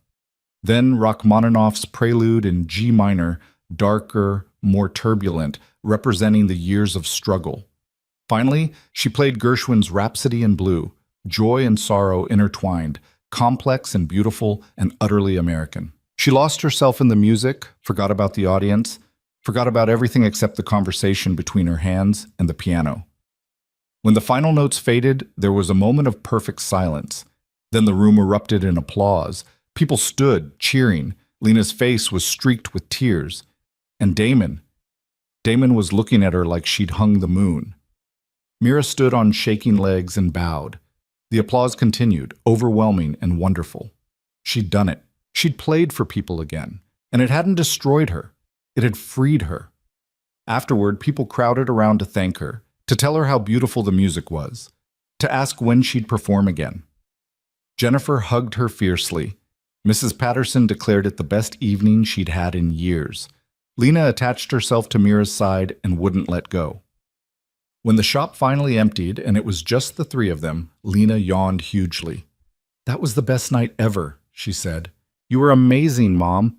"Thank you, Bug." "Can I sleep at Sophie's? Her mom said I could, and they live right next door, and please." Mira started to say no, then caught Jennifer's confirming nod from the doorway, where she'd returned to collect Lena. "Okay, but good behavior." "Always," Lena hugged her, then hugged Damon. "Dad, you should tell Mom how good she was. She needs to hear it more." Then she bounded off with Jennifer, leaving Mira and Damon alone in the quiet bookshop. "You want some tea?" Damon asked. "Or wine? I have both upstairs." "Wine sounds good." They climbed to his apartment, and Mira realized this was the first time they'd been alone together, truly alone, since that night in the snow outside the music hall. The awareness made her nervous as Damon poured wine and handed her a glass. "You were incredible tonight," he said. "Lena's right. You need to hear that." "Thank you for setting this up, for pushing me to do it." "I didn't push. I just offered the space." "Same thing." She sipped her wine, looking around the apartment. It was less sparse now, a few photographs on the desk, books stacked everywhere, signs of a life being lived. "You've made this place feel like home." "I'm trying. It's strange having a home after so many years of not having one." "Where did you go, in those years after you left?" Damon sat on the edge of his bed, leaving the chair for her. "Everywhere. Nowhere. First year I was just running, staying ahead of my father's people. Slept in cheap motels, moved every few days. Then I started working with the feds, and they put me up in safe houses. After that," he paused. "After that, I worked construction jobs, lived in rented rooms, Never stayed anywhere longer than 6 months. Couldn't risk getting attached. That sounds lonely. It was, but it felt necessary. He met her eyes. I thought about you constantly. Wondered if you were okay, if you'd moved on, if you hated me. Never imagined you were pregnant. If I'd known, what would you have done? I don't know. Come back, probably. Tried to protect you both somehow. And they probably would have killed all 3 of us. The stark truth of that settled between them. I'm glad you didn't know then, Mira said quietly. Because Lena exists, and she's everything. She is. She's so much better than either of us. Smarter, braver, more certain of herself. She gets that from you, the certainty. She gets her kindness from you, her music. They sat in comfortable silence, drinking wine, the night settling around them. Mira felt the exhaustion of performance catching up, but she didn't want to leave yet, didn't want to go back to her empty apartment. Can I ask you something? She said. That day you came back, Christmas Eve, how did you know where to find me? I hired an investigator 6 months ago. After the last of my father's people went to prison, I started looking for you. It took a while. You'd changed your name back to Halden, kept a low profile. But when I found out you were here teaching music, his voice caught. I almost didn't come. Thought maybe you'd built a good life, and I'd only ruin it. But I had to know. Had to see if you were okay. And when you saw me in the music hall, I knew I couldn't leave without trying to explain, without trying to make things right, even if right was impossible. He looked at her intently. Do you regret that I came back? Mira considered the question honestly. Sometimes, when it's hard, when Lena's asking questions I don't know how to answer, when I'm lying awake wondering if I'm making a huge mistake, but other times, she gestured around the apartment, at the piano in the corner. Other times I think maybe this is what we both needed, a chance to finish what we started, to end things properly if nothing else. Is that what you think this is? An ending? I don't know what this is. I just know I'm not ready to call it anything else yet. Damon nodded slowly. Okay, that's fair. Mira finished her wine and stood. I should go. It's late. I'll walk you home. You don't have to. I want to. They walked through the quiet streets, the town asleep around them. At her building, Mira turned to say goodnight and found Damon watching her with an expression that made her breath catch. Thank you for tonight, he said. For playing, for being here, for giving me this chance. You're welcome. They stood there close enough that she could see the flecks of gold in his dark eyes, could smell the faint scent of soap and coffee that clung to him. For a moment, she thought he might kiss her. For a moment, she almost wanted him to. Then he stepped back, breaking the spell. Good night, Mira. Good night. She went inside and climbed the stairs to her apartment, let herself in, and stood in the dark living room with her heart racing. Something had shifted tonight. Some wall she'd been maintaining had developed a crack, and she didn't know if that terrified her or thrilled her or both. Spring arrived in earnest, transforming the town from monochrome winter into bursts of green and color. Cherry trees bloomed along Main Street, their petals drifting like snow in the warm breeze. The bookshop's windows stayed open, letting in fresh air and the sounds of the world coming back to life. Mira's music nights became a monthly fixture, each one drawing larger crowds. She played different repertoire each time, stretching herself, rediscovering the joy she'd thought lost forever. Other musicians began approaching Damon about performing, a local violinist, a jazz trio, a high school choir. The bookshop was becoming what he'd envisioned, a gathering place, a space for community and art, but the real change was quieter, happening in the spaces between the public moments. Mira found herself texting Damon about small things. A funny thing Lena said, a question about a book, observations about nothing in particular. He responded with the same careful warmth, never pushing, always present. They'd started having coffee together on Sunday mornings while Lena slept late, sitting in the bookshop before it opened and talking about everything and nothing. It felt like friendship. It felt like more than friendship. It felt terrifying and inevitable all at once. One Saturday in late April, Lena announced she wanted to have her 10th birthday party at the bookshop. We could invite my whole class, she said, bouncing with excitement, and have a scavenger hunt with books, and Dad could help, and we could have cake in the reading nook. Mira's first instinct was to say no, to keep that boundary between their private life and this new reality they were building. But Lena was looking at her with such hope, and Damon had already proven himself reliable in ways that mattered. Let me talk to Damon first. Make sure he's okay with 20 kids destroying his bookshop. He'll say yes. He always says yes to me. She was right. When Mira brought it up that evening, Damon's face lit up. I'd love that. We could do a treasure hunt, hide clues in different sections. Maybe give them each a book as a party favor? You don't have to do that. It's expensive. I want to. It's her 10th birthday. That's important. They planned it together over the next 2 weeks, Mira handling invitations and cake, while Damon designed an elaborate scavenger hunt that would take the kids through every corner of the shop. Watching him work on it, carefully crafting clues, testing the route, making sure it was challenging but not too hard, Mira felt something shift in her chest. He was good at this. Good at being a father. Good at showing up. The party fell on a brilliant May afternoon, warm enough that they could spill out onto the sidewalk. 29-year-olds descended on the bookshop with the chaos of a small hurricane, but Damon handled it with surprising calm, organizing them into teams, explaining the rules, sending them off with enthusiasm. Mira watched from the coffee bar as he guided the hunt, as Lena laughed and ran with her friends, as the bookshop filled with joy. Jennifer appeared beside her with 2 cups of coffee. He's good with them, she observed. Yeah, he is. And with you. Mira shot her a look. Don't start. I'm just saying, you two have gotten closer. Everyone's noticed. We're co-parenting, that's all. Mira, honey, I've known you for 5 years. I've never seen you look at anyone the way you look at him when you think no one's watching. I don't. You do. And he looks at you the same way. Like you're the answer to every question he's ever asked. Mira's hands tightened around her coffee cup. It's not that simple. Love never is. But maybe it doesn't have to be complicated either. Maybe it can just be 2 people choosing each other every day, despite the past.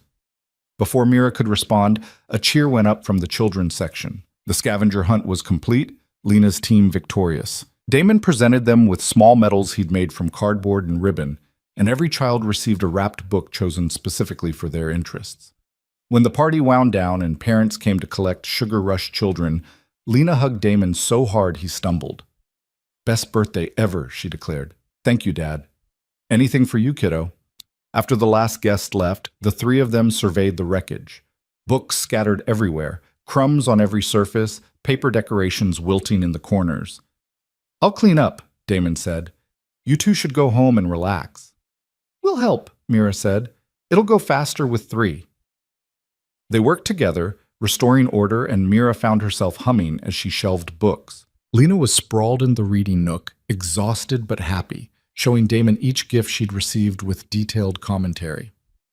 When the shop was finally clean, twilight had settled outside. Damon locked the door and turned to find Mira watching him. What? He asked. Nothing, just thank you for today, for making it special. It was my pleasure. She deserves special. Lena yawned from the reading nook. Can we order pizza? I'm starving. So they did, eating in the shop as darkness fell, talking and laughing like they'd done this 1,000 times before, like they were a family. After Lena fell asleep in the reading nook, worn out from the day's excitement, Damon carried her upstairs to his apartment and settled her on his bed. Mira covered her with a blanket and smoothed hair back from her face. She's out cold, she whispered. Let her sleep. I can drive you both home later. They went back downstairs and Mira found herself gravitating to the piano. She played quietly, something soft that wouldn't wake Lena. Damon sat nearby, listening, and when she finished, he spoke into the silence. I need to tell you something. Mira's stomach clenched. Okay. I've been offered a chance to sell the building. Developer wants to turn it into condos. The offer is, it's a lot of money. Enough that I'd never have to worry again. Fear spiked through her. Are you going to take it? No. But I wanted you to know it existed. Wanted you to know I'm choosing to stay. Not because I have to, but because this is where I want to be. Because of the bookshop? Because of you and Lena, because I've spent 10 years running and I'm done. This is home. Your home. Mira's heart hammered. Damon, I'm not asking for anything. I just wanted you to know. Whatever happens between us, whatever we become or don't become, I'm staying. I'm choosing this life. I'm choosing you, even if you never choose me back." She stood from the piano bench, crossed to where he sat, and before she could second-guess herself, she kissed him. It was gentle at first, tentative, like neither of them quite believed it was happening. Then Damon's hands came up to cup her face, and Mira deepened the kiss, 10 years of anger and grief and desperate longing pouring into it. When they finally pulled apart, both breathing hard, Damon rested his forehead against hers. "I don't deserve this," he whispered. "Probably not, but I'm tired of punishing us both for the past." "What does this mean?" "I don't know yet, but I'm willing to find out." She pulled back enough to meet his eyes. "I'm scared, Damon. Terrified you'll leave again, that I'm making a mistake, that I'm setting us all up for more pain." "I know, I'm scared too. But I also know you've been here every day for 6 months. You've shown up for Lena, for me, for this community. You've proven you've changed. I want to keep proving it, every day, for the rest of my life, if you'll let me." Mira kissed him again, softer this time, and it felt like a promise, like the beginning of something new built on the ruins of what they'd been. They sat on the floor of the bookshop, backs against the shelves, holding hands like teenagers. "We need to be careful," Mira said, "for Lena's sake. We can't rush this." "Agreed. We take it slow, see how it goes. And if it doesn't work, then we figure it out, but we stay in Lena's life, both of us. That's non-negotiable." "Okay." They sat in silence for a while, then Damon spoke again. "Can I tell you something I've never told anyone?" "Yes." "When I was working with the feds, when everything was dangerous and uncertain, I used to imagine what I'd say to you if I survived. I wrote letters I never sent, practiced conversations I'd never have. And the thing I wanted to tell you most was that leaving you was the biggest mistake of my life. Not because of the danger or the loneliness, but because I chose wrong. I thought keeping you alive meant staying away, but what I should have done was fight harder to find another way, to keep us both safe and together." Mira's eyes burned with tears. "You were trying to protect me. I was trying to control the outcome, and in doing so I took away your choice. I decided for you what was safe, what was right. I should have trusted you to face it with me. I wouldn't have known what to do. I was 23 and naive. You were stronger than you knew. You proved that by surviving what I did to you, by raising Lena alone, by building this life." Mira wiped her eyes. "We can't change the past." "No, but we can learn from it. And I've learned that you deserve a partner, not a protector. Someone who trusts you to make hard choices, who faces things with you instead of for you. Can you be that person?" "I'm trying. I'll keep trying." They talked until late, about the years between, about the people they'd become, about what they wanted for the future. When Mira finally checked her phone, it was past midnight. "I should get Lena home." "Stay," Damon said. "It's late, and she's already asleep. You can take my bed. I'll sleep on the floor." "Damon, just sleep. Nothing else. I just don't want you walking home alone this late." So Mira stayed, curled up beside Lena on Damon's bed while he made himself a nest of blankets on the floor. She lay awake for a long time, listening to Lena's soft breathing, to Damon's movements as he settled, and thought about the strange path that had brought them here. She woke to morning light and the smell of coffee. Lena was already up, sitting at Damon's desk and drawing while he made breakfast in the tiny kitchen. "Morning, sleepyhead," Lena said cheerfully. "Dad's making pancakes." "I see that." Mira caught Damon's eye over Lena's head, and he smiled, soft, warm, real. They ate breakfast together, and it felt natural, easy, like they'd been doing this for years instead of one night. Over the next few weeks, they settled into a new rhythm. Dinner together twice a week. Saturday mornings at the bookshop. Long walks after Lena went to bed, talking about everything and nothing. Slow, careful, building trust one day at a time. Lena noticed, of course. She'd grin every time she caught them holding hands, would make exaggerated gagging sounds when they kissed, but her eyes were happy. She liked seeing them together. One evening in June, Mira was playing piano in Damon's apartment when Lena appeared in the doorway. "Can I ask you something?" Mira stopped playing. "Of course, Bug. Are you and Dad together? Like, Together? Mira glanced at Damon, who gave a small nod. They'd talked about this, about when to make it official to Lena. We're figuring things out, Mira said carefully, taking it slow. But yes, we're together. Are you going to get married again? We're not thinking that far ahead yet. We're just seeing how things go. Lena considered this. Okay, but if you do get married, I want to help plan it, and I get to be the maid of honor. Deal, Damon said, laughing. Summer arrived, school let out, and Lena was with them almost constantly. They fell into domesticity, cooking meals together, movie nights, trips to the beach an hour away. Damon taught Lena to swim properly. Mira taught them both to make her grandmother's pasta sauce. They built a life from shared moments. But in July, reality intruded. Mira's phone rang late one night, a number she didn't recognize. She almost didn't answer, but something made her pick up.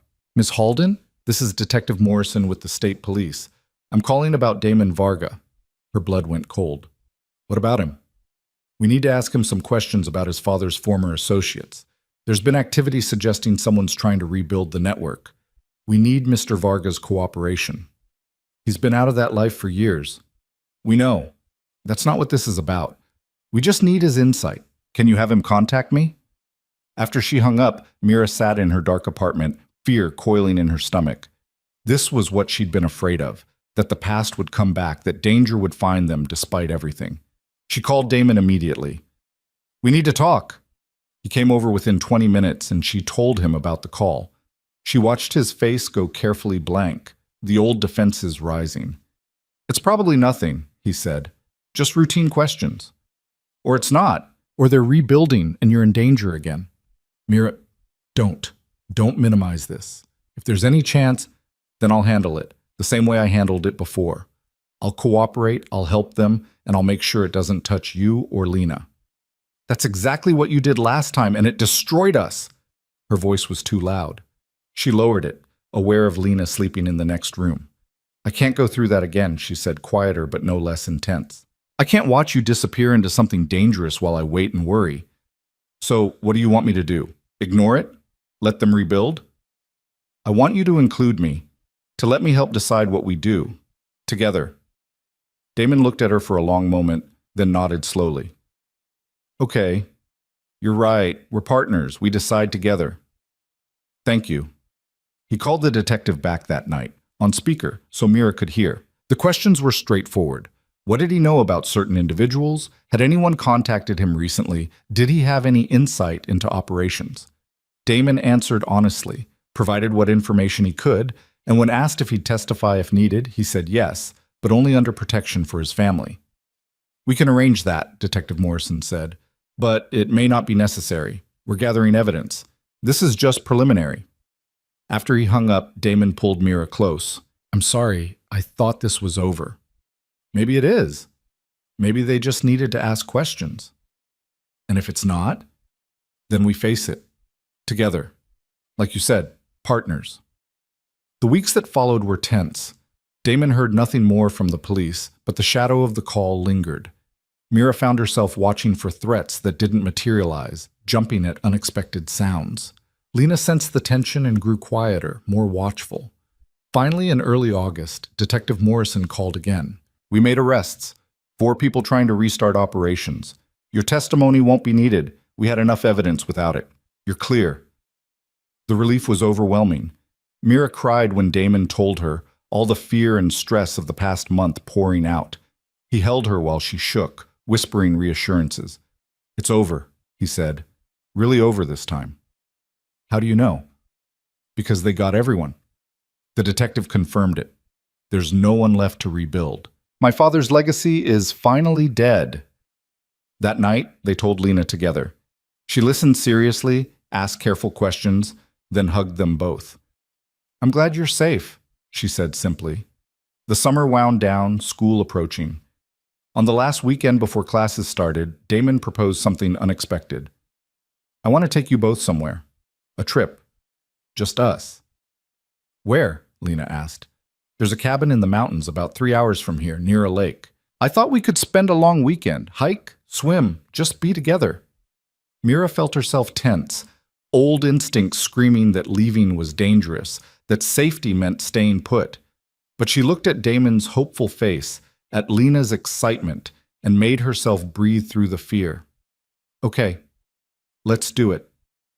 They left on a Friday morning, Lena chattering in the back seat while Mira navigated and Damon drove. The cabin was exactly as advertised, rustic but comfortable, nestled in pine trees with a lake view.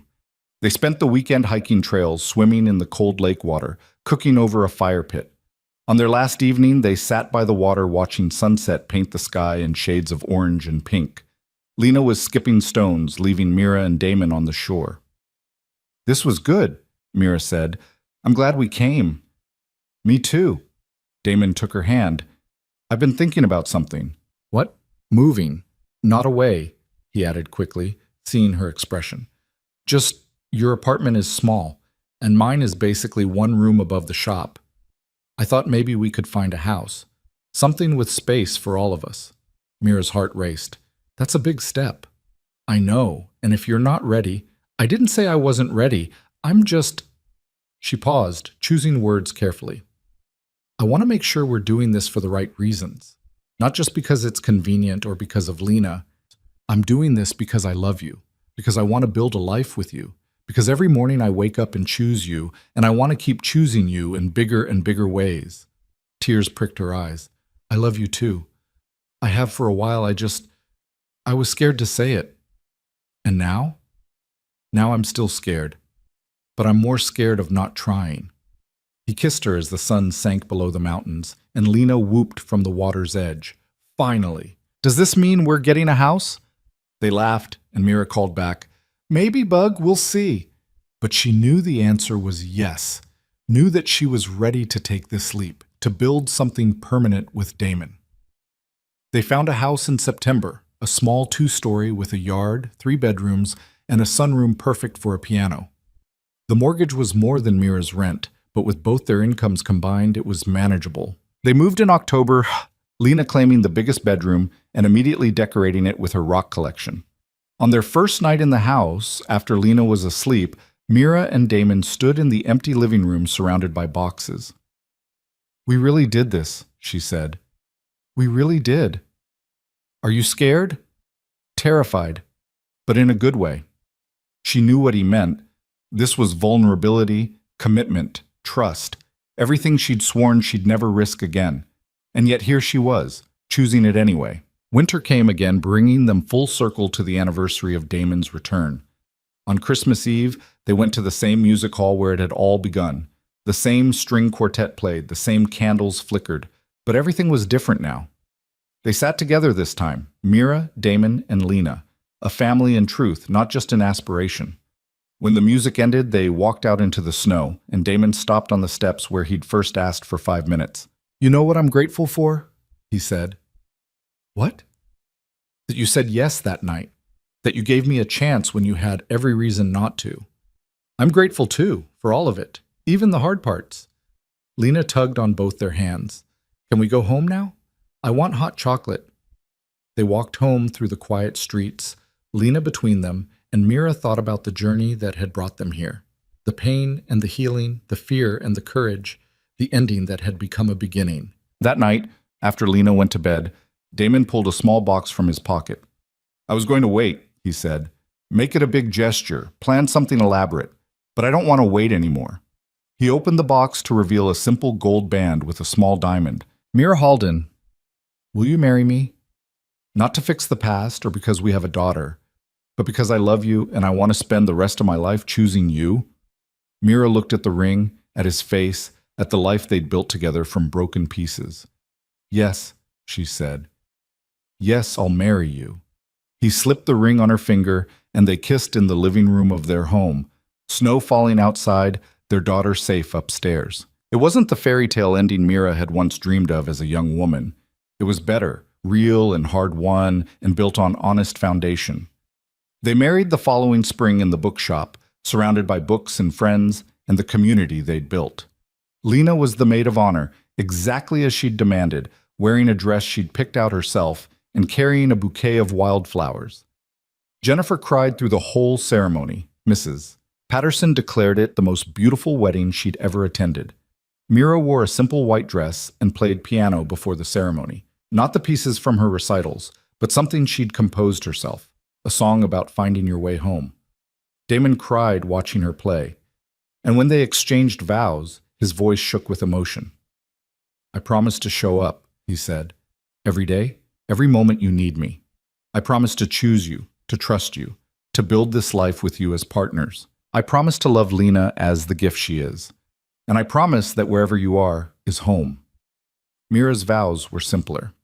"I promise to let you in, to trust you with my heart even when it's scary, to build something beautiful from what we've been through. And I promise that this time we write the ending together." They kissed as husband and wife, and the bookshop erupted in cheers. 2 years later, on another Christmas Eve, they returned to the town square where lights twinkled in the winter darkness. Lena was 12 now, gangly, and growing into the brilliant young woman she'd become. She walked between them, one hand in each of theirs. "Remember when we first did this?" Lena asked. "When Dad came back and everything was weird?" "I remember," Mira said. "It's better now, way better." "Yeah, Bug, it is." They stood under the lights, watching snow begin to fall, and Damon pulled them both close. "What's the rule?" he asked Lena. She grinned. "Show up, keep choosing each other." "That's right." And they did. Every day, through arguments and joy, through ordinary moments and extraordinary ones, through all the messy, beautiful work of being a family. They showed up. They chose each other. And they built something that lasted, not because it was easy, but because it was worth it. The bookshop thrived. Mira's music program at school expanded. Lena grew up surrounded by books and music and two parents who loved her fiercely.